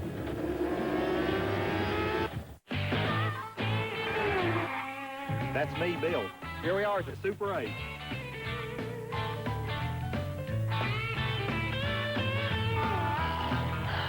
For reservations, call 1-800-800-8000. You know, you don't get a second chance to make a first impression. So when I noticed a few flakes, I went for Head & Shoulders. And I love the way that it leaves my hair. And the flakes, no problem. Head & Shoulders changes dandruff problems into beautiful hair. Back at Trois-Rivières, Quebec, Canada, Rick Benjamin, Dorsey Schrader, and John Visignano with you. The NTV Trans Am Tour final laps. Paul Gentilozzi in car number 3, looking for his 6th win of the year. Dorsey Schrader, you were saying if anyone was left to really challenge Paul, they might have a shot at him because he has not had the strongest of days. He's only running 109s now, so that's a full 5 seconds slower than what he qualified. But no pressure from behind. All he's got to do is make this little corner here and go down this straightaway. And I think we're going to see Mr. Gentilozzi win his 6th race First win at Troy. He sure is. His first win at Trois-Rivières. Gentilozzi takes the checkered flag in the Autolink Chevrolet. Paul Gentilozzi grabs his 6th win of the 1998 season, the series point leader with a big victory. Bruce Cavalli will come home in second spot. Bill Saunders, the teammate, driving by and almost wrecked. Yeah, Paul didn't see him there, and of course Bruce Cavalli did come in second. Like I say, another fine finish for him as he's had a second place now of the year. But they almost did actually collide there. I don't think Paul had any idea that Bill was coming around the outside. So Paul Gentilozzi gets back in the win column. He had last one at Minnesota back in the month of June. Last 2 races he finished 33rd and 6th with problems. Teammate Bill Saunders had won 2 straight. Saunders' victory string is done. He'll get 8th here today. Gentilozzi waving to the huge crowd on hand at Trois-Rivières. Paul's setting a lot of career firsts this year, and I know this one was important to him to get the first win here in Canada. Well, I'll be watching Randy Ruhlman to see what he has to say when they come in here, because that little skirmish a little while ago, of course, Ruhlman had a great run today. It took him out of contention, and I think there's going to be some heated exchanges down in pit lane. If you weren't with us a moment ago, Ruhlman and Ross Thompson got into it. Ruhlman was trying to get by Thompson for position, nudged him from behind. Ruhlman then was taken into the wall, it appeared, by Thompson as they came through turns 10 and 11 and onto the final straightaway. We watch Ruhlman come by. He'll get 9th spot, at least at this point. We'll be back to sort it all out in Quebec. TNN, America's country home, is a service of CBS Cable. There's nothing like the feeling of a new car.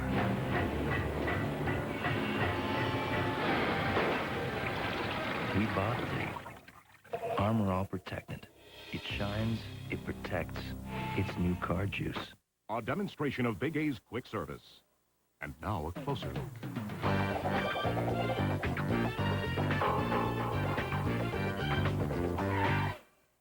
That'll work. For fast service, go to the pros.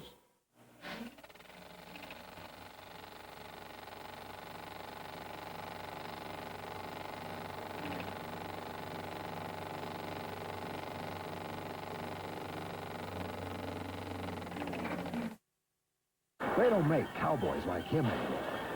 Don't say it's a fine morning or I'll shoot you. And now the Duke is back in this hard-to-find edition of McClintock from Time Life Video. Pilgrim, you caused a lot of trouble this morning. Might have got somebody killed. And somebody ought to belt you in the mouth. But I won't. I won't. The hell I won't. Considered to be his best Western ever, McClintock has all the grit and action that made John Wayne a legend. Call now and own this classic for only $9.99. See the Duke match wits with his favorite redhead, Maureen O'Hara, and with his real-life son. Later, get a chance to receive other John Wayne Westerns. Order now and get a free bonus, a rare video tribute to a hero who will live forever. Call for McClintock now. Call 1-800-493-3399 to order McClintock for only $9.99. Use your credit card and receive your free video tribute to John Wayne. Or send $9.99 plus $3.75 shipping and handling to McClintock, Department 2, Richmond, Virginia. Back at Trois-Rivières, Quebec, Canada, the Grand Prix of Trois-Rivières complete this afternoon for the NTV Trans Am Tour, and Paul Gentilozzi, the race winner. Good news we got a moment ago, Dorsey Schrader. Doug Mayer, who caused a long caution early this afternoon when he took his Menard Chevrolet hard into the turn 1 wall. He's okay. A couple of minor cuts, we're told, some powder burns. The car caught fire. Took a while to get Doug out of the machine, but the report is quite good, and that's good news indeed. Well, thank God for that. It shows the strength of these Trans Am cars and how good these track workers got, but that was a real scary moment. I'm really glad to see that he's in good shape. Strange afternoon of competition here in the Trans Am Championship today. A lot of concern about tires. Some drivers planning tire stops. Paul Gentilozzi, though, showing the dominance that team has mustered all season long. His 6th win of the year. He's in victory lane with John Bisognano. He's in victory lane, and he's being hugged by every driver down here who's been chasing him around this track. Paul, it looked like this was a tough one for you. You had some real competition. Well, I knew that Brian and I had this little mental game going before the race, and I told him I was going to charge and then stop for tires, and we really would have, but we got to the end of turn 6, and he come by me going twice as fast as I was, locked up all 4 wheels, and I knew he flat-spotted his tires and was in trouble. So that's why he had to come in, I think. Well, a lot of discussion that during the whole race about tires. You were saying that your right rear is absolutely gone. Yeah, we probably made the mistake in not going with a 75 right rear. What happens, I think, because we're one of the faster cars, we kind of set the mark, and the rest of the guys follow us. I'm afraid we're not leading by a very good example. Now, why would your tires be manageable, or you being able to manage them, and your teammates, the rears were absolutely undrivable? He had to come in and change those. Well, I've done about 140 of these, and the little signs of them going bad, it feels like a flat tire, and from that point on, you just baby it. It's like an egg under the throttle if you want to get to the end. An egg under the throttle, Dorsey Schrader. Well, he's felt that before, and that's a very good thing to say. You can feel these tires when they start to get too hot, and if you baby them back, they can last. If you don't have the sensitivity, you will burn them down. Bruce Cavalli comes home with a nice second spot in his Ford Mustang. Cavalli with his second consecutive second spot, and let's head back downstairs. John Visignano. Bruce Cavalli, you're taking on some fluids here. You look like you've been working pretty hard. What a great run. Yes, it was a lot of hard work. The tires were really dead at the end. The right rear was gone for me. So I was nursing at home about the last 12 laps. And the last lap, I almost lost it a couple times. So I was really going slow then. Now, we heard an awful lot about brakes at this circuit, people even using water-cooled brakes. Were you able to keep the brakes underneath you the whole time, or did you have to back off for those? No, I actually did pretty well on the brakes, but I could feel them going away toward the end there. But I just kept, reducing my braking point and downshifting a little earlier just to make sure the thing was slowed down. Congratulations on a terrific run. Thank you very much. Thanks. Bruce Cavalli with a very patient afternoon of racing comes home in second spot. That's twice in a row that he's been in second spot. And Chris Neville, who was third a week ago, third again today. We'll be back with plenty more from Trois-Rivières in a moment. Major hazard. You left the base without authorization. Proceeded to Burger King and ordered a rodeo burger? I've served this command for over... Answer the question! Did you order the rodeo burger? You're darn right I did. It was flame broiled and delicious. Burger King salutes small soldiers with a tasty new rodeo burger. Cheese, onion rings, bullseye barbecue sauce. Right now, part of the 99-cent Great Taste menu. That rodeo burger, it was pretty tasty, huh? You can't handle the rodeo burger. If you ask us, it just tastes better. No multi-million-dollar contracts. No victory laps. Not even a winner's circle. But if you think these weekend warriors who run the Score Desert Championship Series take anything for granted, think again. Which is exactly why they run with the Duralast battery from AutoZone. A battery so tough, so dependable, we back it with a 2-year free replacement guarantee. The next time you hit the road, don't settle for anything less.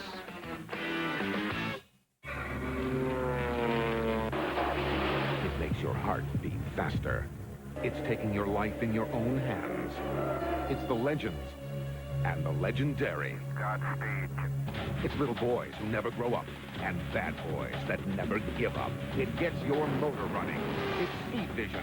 To get the Speed Vision network added to your cable system, call toll-free 1-888-22-SPEED while the 98 season is just revving up. Independent rear suspension, dual shocks, and a sway bar. Rick, it's all there. That's good, because when things get rough out there, suspension is everything. Other manufacturers use a straight axle that bounces over obstacles, losing traction. Our independent rear suspension hugs the terrain for better traction and a smoother ride. The Sportsman 500 and the Sportsman 335 with shaft drive. You gotta ride it to believe it. Buy a new Polaris ATV now and get a Remington rifle or shotgun. See your Polaris dealer for details. If you love sprint cars, you'll certainly want to be with us in 2 weeks. It's the Super Bowl of sprint car racing. The Amoco Knoxville Nationals from Knoxville, Iowa. Our coverage on TNN Motorsports, the greatest show on dirt, Saturday night, 10 o'clock Eastern for the A-Main, the King, Steve Kinzer, Sammy Swindell, and all the boys. Join us here on TNN for the Knoxville Nationals. I'll have my front row seat directly in front of the television. I love those cars. Man, and that awesome. is it. That is the World Series of that part of the sport. Plenty more stories to bring you from Trois-Rivières this afternoon. Youngster leading the rookie chase. Nice third for Chris Neville. Let's find out his thoughts. Here's John Visignano. Well, his thoughts are that he has had 2 fourth places, finished a very strong third in Grand Rapids, 4th in the championship. Things are going very well for you in this part of the season. Yeah, the Arco Camaro has run flawless all year long, and that's why we're leading the rookie championship, and I think we actually might even be 3rd in the points right now in the overall championship. Today was a little bit discouraging. We had some mechanical problems. We also got a stop-and-go penalty, which I'm going to have to talk to the chief steward about because I'm a little confused upon that. But overall, we had a good race. Bruce is catching us in rookie, and we're just going to have to try and stay ahead of him from now on. How much car did you have left at the end? Were you having to baby it, or could you run as hard as you wanted? I was having a baby at the majority of the race. We've been having some brake problems this whole weekend, and we still have them, so hopefully we can just get it back for Watkins Glen next weekend and try and stay ahead of Bruce. I'll tell you, this is not the place to have brake problems, Dorsey. Oh, that's for sure. You don't want to lose them here. Chris Neville, a very impressive young driver, his first year at the wheel of Jim Durhag's Chevrolet, and Neville with 2 straight third places. More to tell you from Trois Rivières. We'll be back. Marty's here. Okay, let's see a fuel injector for a Ford Probe. Multiport? It's too easy. How about a gasket for a Yugo? With sealer? EGR valve for 74 Gremlin. See you tomorrow, Marty. Get 4 of our 35,000-mile tires. Any size, only $99. Or double your mileage with 4 70,000-mile tires, just $169. Pep Boys. Cars like us. People love us. Rusty, it's a woodchuck and he's hurt. Rusty, it's up to you.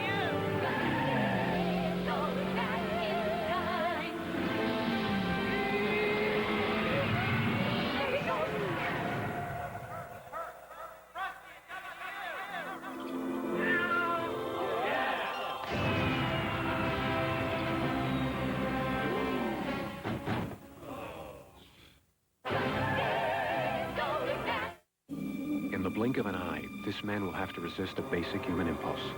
Could you? Don't slam on the brake. You could lose control completely. Hold on. Get off the gas.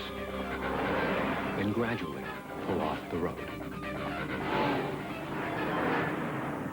Find more driving safety tips in this book. It's free from Shell. Count on Shell. We should greet each and every day like a gift that's come our way. Share the rich Folgers brew and make someone's day brighter too. That aroma mountain grown. Pass it on, set the morning's tone. Feel the warmth and say, let's unwrap this day. The best part of waking up is Folgers in the car. Jimmy Spencer spinning in turn 4. Oh, he saves it. Tired of missing all the action? Get the big picture with revolutionary extra-wide Bushnell binoculars. About 3 times wider than most regular binoculars. Extra-wide binoculars from Bushnell. That's me, Bill. Here we are at the Super 8.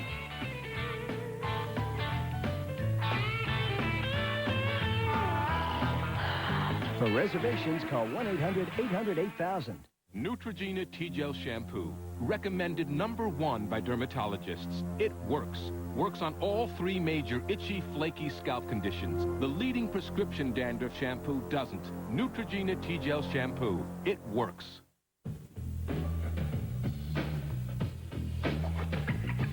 Want 50% more shine stuff? Get new Ultra Shine Protected from Armor All. It's the ultimate shine. Back in Canada, the Grand Prix of Trois Rivières complete this afternoon for the NTV Trans Am. Brian Simo's wounded machine being towed back in. Paul Gentilozzi, your winner. Bruce Cavalli and Chris Neville, the top 3. Ross Thompson with that incident at the end with Randy Ruhlman. Right now, we're showing him 4th, but Dorsey, you seem to think that there may be more to be said about that. Yeah, they're going to have a hard look at that because it was, I'm sure that Ruhlman is contesting that whole deal because, of course, he bumped in the back of Thompson and loosened him up, but he clearly got driven into the wall, and I would be a little bit upset if I was him. Brian Simo, who started second, led the early laps here today, gets credit for a 25th place finish. One of the drivers who turned in a great run had to start at the back, came up through the field, had a problem with his bodywork, ran into something, but still comes home with a nice top 7 finish. John Miller standing by with John Bisignano. I'll tell you, John, you look like you have enjoyed yourself. What a great drive through the field. Now, you had those hard tires on the rear, and it worked well for you. It sure did. The race came to us. We chose the harder compound for the back, knowing to light the tires up, and had the early caution, and I hope Doug's okay. But, you know, we collected ourselves. We had a small problem there, and I got into a buddy of mine, and I think we made it through that, and we had a heck of a race. The car came in tremendous. Heck of a race. I think he enjoyed it, guys. He likes running up from the back. Put on quite a show, passing a lot of automobiles today, as did several of the competitors here. Show you how the championship standings stack up. Gentilozzi with his 6th win and 9 starts. Leads now by almost 60 over Bill Saunders. Chris Neville, 3rd in points, leads the rookie battle. Neville was right. He moved up to 3rd spot. All this setting up the next couple of weeks. Watkins Glen Saturday, and then in 2 weeks back on TNN Motorsports, coverage from Road America. 2 of the very fastest tracks in Trans Am. In fact, Watkins Glen, the fastest track they run. Elkhart Lake, long straightaways. We'll see who's got horsepower. A lot of competition still to come your way this season in the NTV Trans Am Championship. We hope you've enjoyed our coverage today. For John Bizignano on pit road, Dorsey Schrader in the booth, I'm Rick Benjamin. Congratulations to Paul Gentilozzi and the Rocket Sports team, the winners today at the Grand Prix of Trois-Rivières in Quebec, Canada. Thanks for watching. We'll see you next time.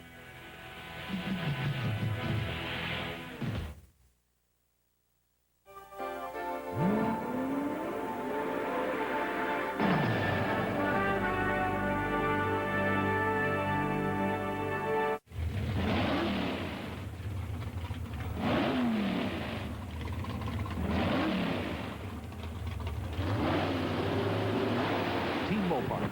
Parts for Pro Stock and your vehicle. Get real. Get Mopar.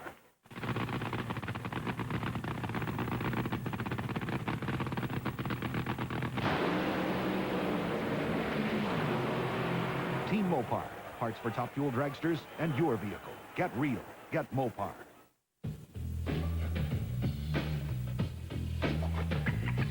Want 50% more shine stuff?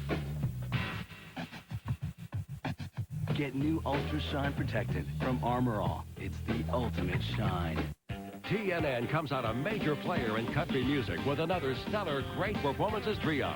Starting at 8 when the Yokes light up Vegas with standout acts Joe DiMessina and Neil Sedaka. Next, you get country to the core. Exciting as a Texas twister. Primetime country. Then TNN keeps the wheels of country music turned toward the Lone Star State for an unforgettable hour of pure, unadulterated vintage George Strait. That's the absolute greatest of country's greatest performances. Tuesdays, TNN.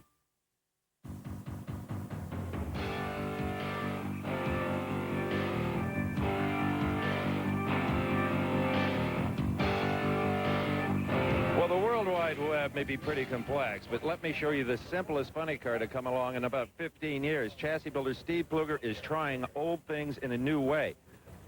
Pluger, what are we doing? You got one mag and only one pump, only 8 spark plugs. We making a statement here? Yes, we are. That one pump is as large as any two out there, maybe a little larger. It's a much simpler, cleaner system. We've got the new hot magnetos, and one hot spark's all it takes. But there's no clutch management. There's no fuel management. What are you doing? We let the laws of physics, Newton, and God control our clutch. It works just like they used to. And he's brought back Al Segrina to drive this baby, and Al says, you've got to drive it. It doesn't drive itself, right? All right, here's Dave Reef with the Funny Car Report from Sonoma.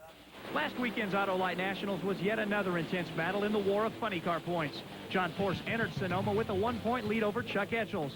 But in qualifying, Etchels took the lead. And on Sunday, everyone wondered who would be the last man standing at the end of the day. Most figured the pressure was on the Kendall driver. I don't have any pressure at all because I mean, I don't think people expected us to be where we are right now. You know, I can't say we expected it. John expects to be number one. So, I mean, the pressure's all over in the Castrol camp. I mean, the Kendall camp's pretty calm. The fight started early as Etchels met up with John Force's hired assassin, Tony Pedregon, in round 1. The cars launch, and the Kendall Camaro makes a move to the center line as the Castrol Mustang takes the winning shot with a 5.26. That left the door wide open for Force to assume the lead, but longtime nemesis Al Hoffman had other ideas. Hoffman makes one of the best runs since the first race of the season and trailers Force in the first round with a 5.12 to a 5.20. It feels like we won the race already. Just beating him, taking him out, I mean, that's a highlight of the whole year for me, being the one that knocked him off the number 1 spot. He's got a circus down there, you know, with his whole deal. You know, I mean, we don't have a technology center and 8 crew chiefs and 2 cars, but, you know, we're out here giving him a hard time.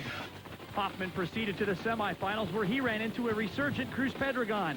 The GM Performance Parts Firebird falters and slows to an 8.74 as Pedregon muscles his way into his 3rd final this season with a 5.13. In the other semi, Whit Bazemore takes a narrow victory over Tim Wilkerson.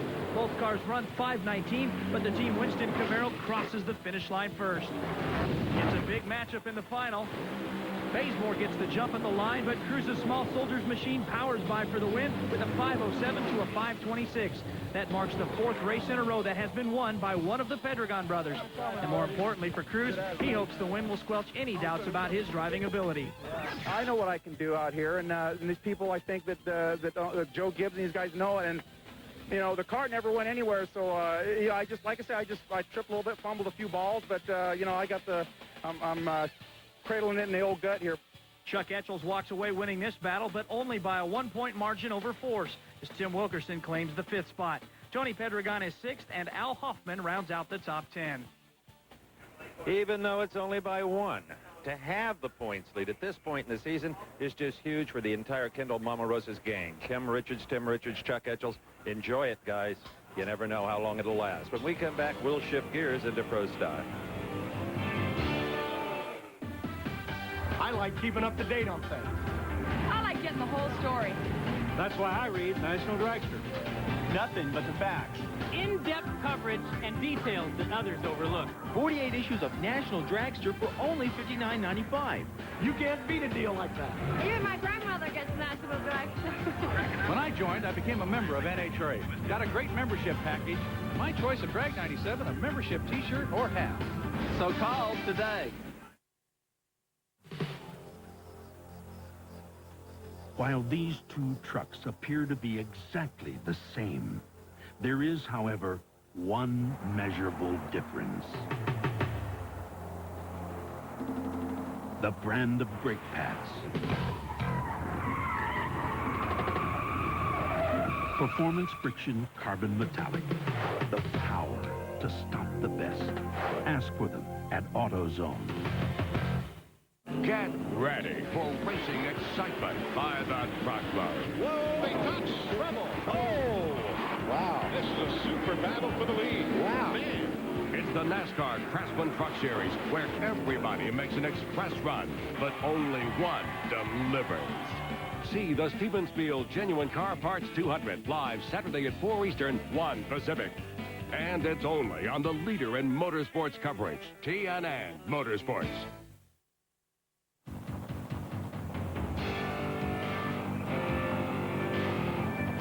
Well, as you learned from the brain teaser, Mike Edwards is trying to fly this Firebird into the winner's circle here at Seattle for the 3rd consecutive year. And let's not forget the Mary Lou Kite-owned team already has 1 win. That came in Dallas. But what about last Sunday in Sonoma? Dave Reeve?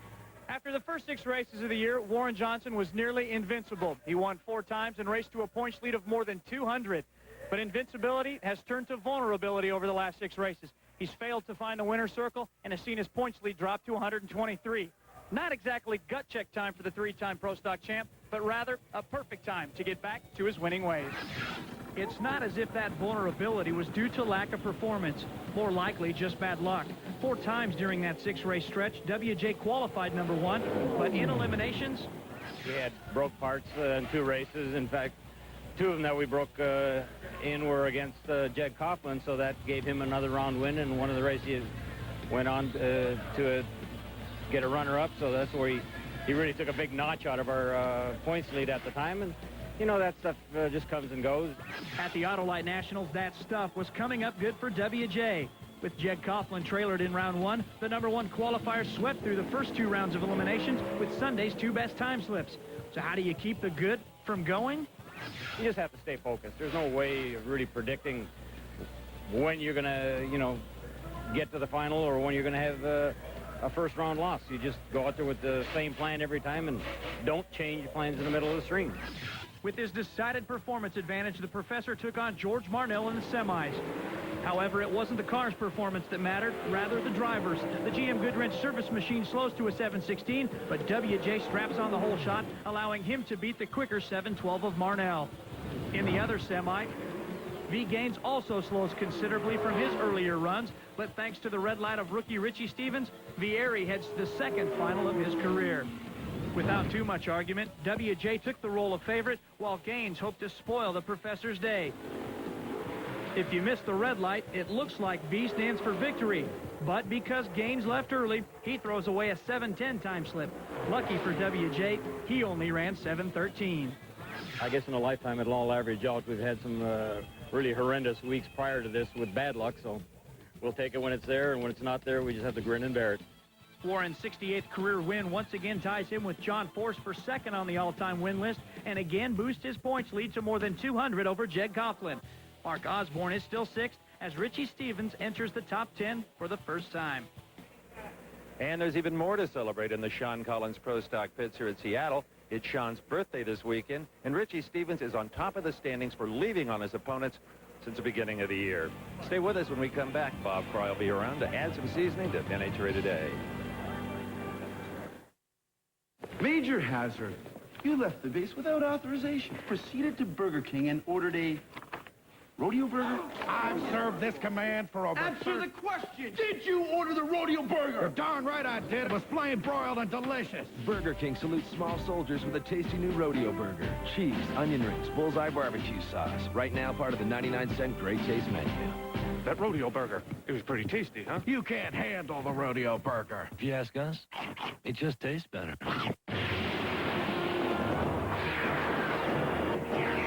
Let's say this is Castrol Syntec motor oil, and this is a harmful particle in your engine.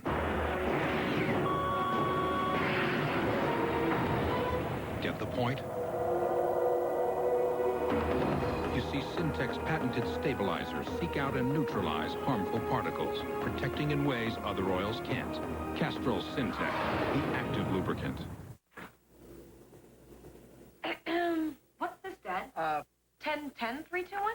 Oh, that 10-3-2-1 has changed to 10-10-3-2-1, but you still get the same great savings. Still saves 50% off every call over 20 minutes? Of course, still half price on those long calls to Romeo in New York. Does it save all the time? Sunday, Tuesday, any day. Just dial 10-10-3-2-1, then 1 and the number. Easy. Easier than laying off this stuff. 10-10-3-2-1. New number, same great savings. There's nothing like the feeling of a new car.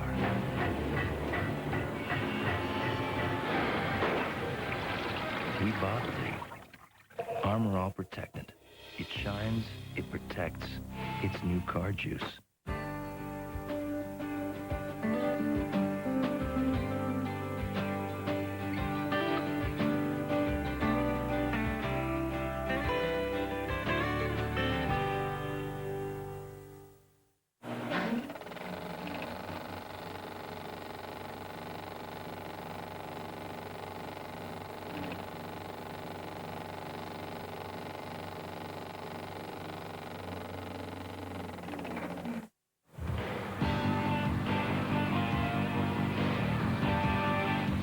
Welcome back to the prolonged Northwest Nationals here in the proud jet city of Seattle. In my opinion, the driver to beat in Federal Mogul Dragster competition this weekend is that man, Rick Santos. He's a defending champion. He's won here in Seattle 3 times. He's won 2 out of 3 national event starts this year. Already has clinched the Division 7 championship. The Oakwood Homes car is the bad boy on the block. Speaking of bad boys, here comes Bob Prix with a sportsman report about one artist to another. Folks, there are 2 things in this world that I do really badly. No comments, please. One of them has something to do with art or artwork, and that's why a guy like me can appreciate the talent of a guy like Eric Reyes. Signs of Reyes' work are all over Sears Point, literally. Billboards around the track are just part of his palette. The Oakland native has also left his mark on cars, helmets, and rigs, vocation that began about 15 years ago. Dad wanted to get his car lettered, and I was in high school, and he didn't want to spend the $150 to do it, so I said, hey, man, I'll do it. So we went to Standard Brands, got some contact paper, plastered it on the side of the car. I outlined it with some watercolor brushes, and, you know, it's history after that. Part of that history includes work from many of his friends in drag racing, like this helmet for Top Fuel driver Larry Dixon, and the custom paint job on Paul Lesage's Team Torch truck.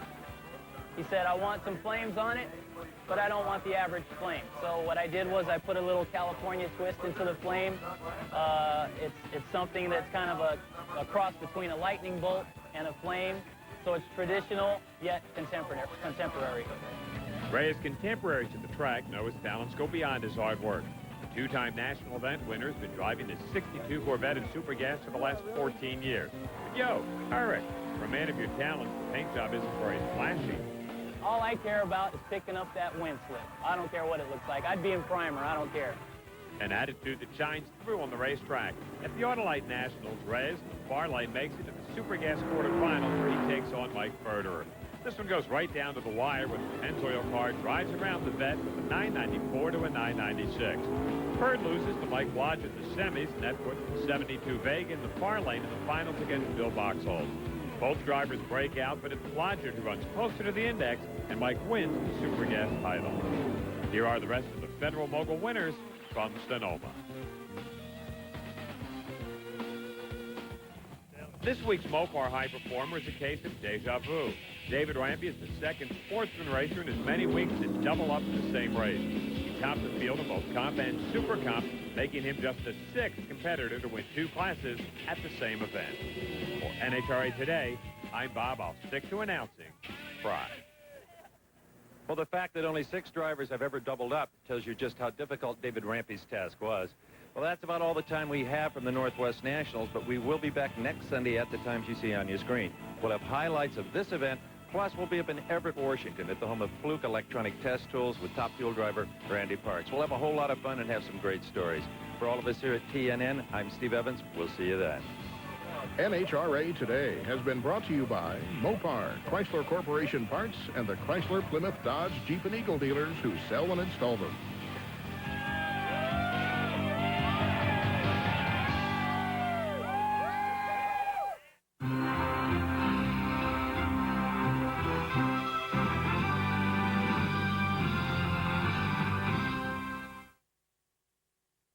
Hot Rod TV, next on TNN Motorsports.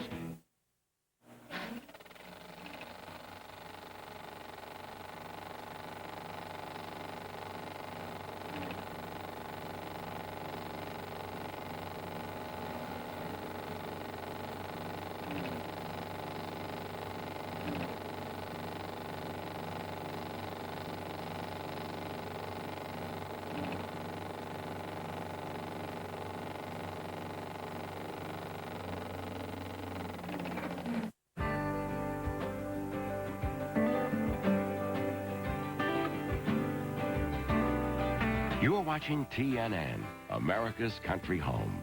Your #1 source for country entertainment and information.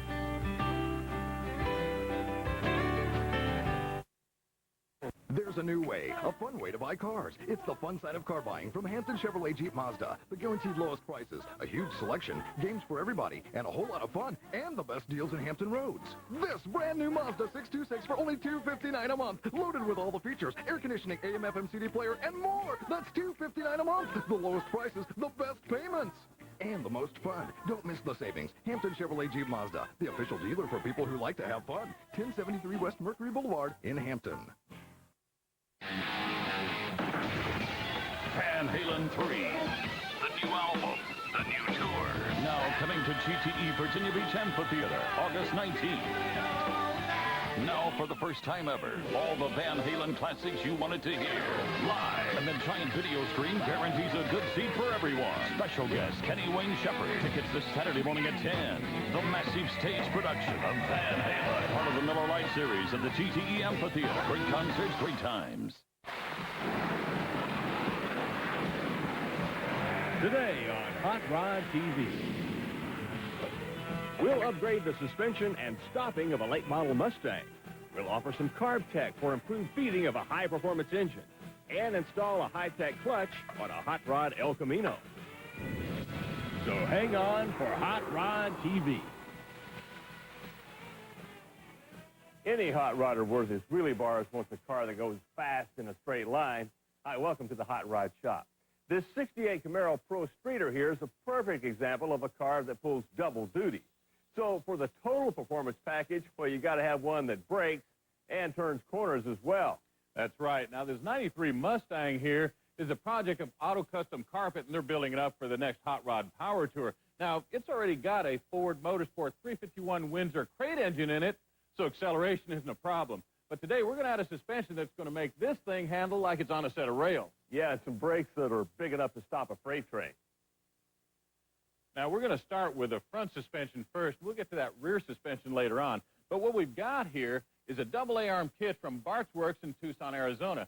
Now, it corrects the Mustang's tendency to understeer and lose tire contact patch under hard cornering. Yeah, it does that by correcting the steering and suspension geometry to make the tires stay in contact with the road and, well, headed in the right direction.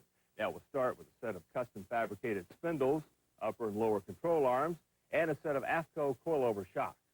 Speaking of shocks, I got a shock for you. I'm going to get to work first today and get some old parts off. Great idea. Now, for brakes, We've got a system engineered specifically for this application by Bear Racing. Now, it starts with a set of these massive 13-inch rotors and also includes a set of these Trick aluminum 2-piston calipers, a set of these high metallic brake pads, and a new 5-lug hub with ARP studs.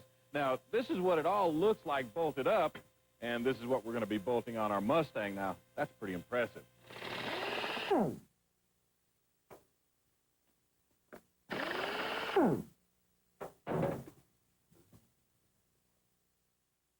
First, we remove the caliper, then the rotor, and next, the spindle and strut assembly.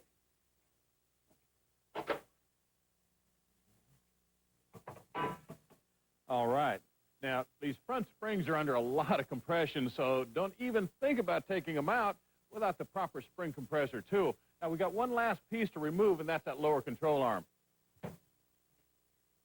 Check this.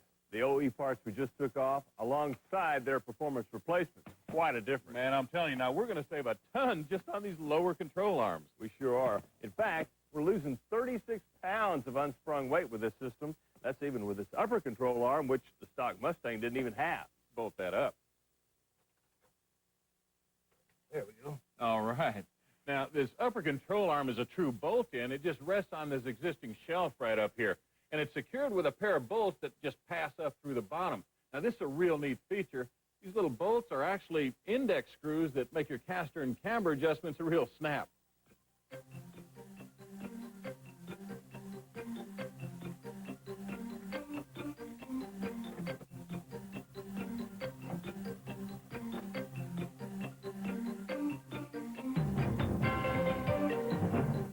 Hey, just check out this comparison of tie rod ends. Now, here's the OE piece all hollowed out. Here's the replacement piece from our kit. Now, this is a result of racing technology. Got the spherical end. Ought to be a great improvement. Well, we're just about ready to attack the back end now. And with the drive shaft removed, the control arms, shocks, and brake line disconnected, the old rear end comes right out. Of course, you don't have to do that, but remember, we're adding 5-lug axles to match the fronts, and, well, while we were at it, we decided to clean it and detail it. Now, while everything was apart, we went ahead and bolted up our Bear rear disc system. That includes a set of 12-inch rotors, single-piston aluminum calipers, and check it out, even has a built-in park brake. Yeah, this is going to make our auto custom carpet Mustang stop better than a new Vet. Now, bone stock, this thing stops from 60 in about 148 feet. Now we're looking at 108 feet. That rear end is held in place with Bart's 3-link rear suspension setup, and it includes an upper control arm, a pair of lowers, a pannard rod, and, of course, these AFCO coilover shocks. Here, let me give you a hand with that.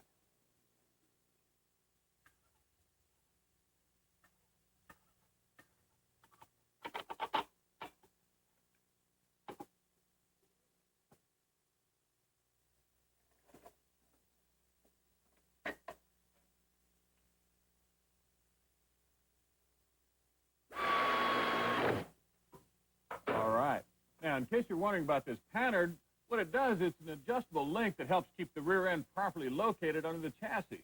All right, we're about finished under here, but tell you what, we'll take a short break and button her up right after this. Next, some high-performance carb tech tips that should fire you up. And later, some bumper bashing fun at the 4x4 Fun Fest. Stay tuned.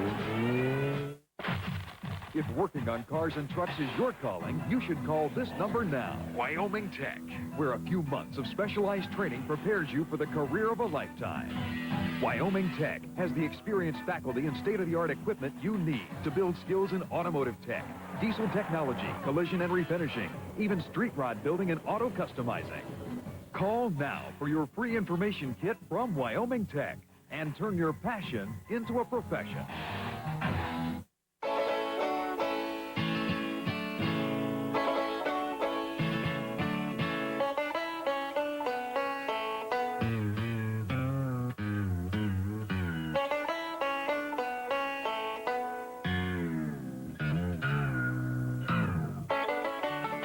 Even at 475 degrees, nothing outperforms Mobil 1.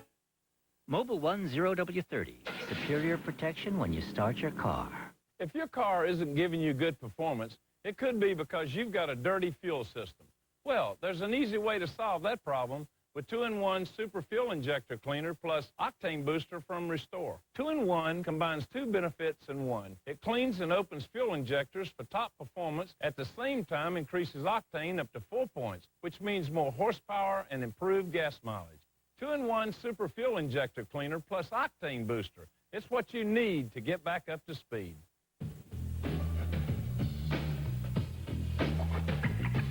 Want 50% more shine stuff?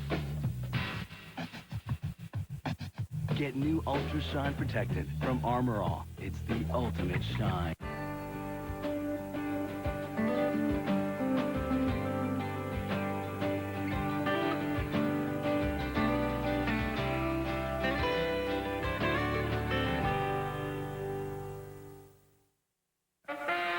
Hot Rod TV is brought to you by the Mr. Gasket Company, America's leading supplier of performance parts, and by Wyoming Tech, training tomorrow's technicians today. Hi, welcome back. Well, after upgrading the brakes and suspension on this Mustang, we had to put it all to the ground. ACC spec'd out these three-piece alloy wheels from HRE, and, well, we wrapped them with Dunlop's new SP Sport 9000s. They're a high-performance radial with this water-shedding tread pattern. All right, now, I want you to check out Chuck's new toy over here.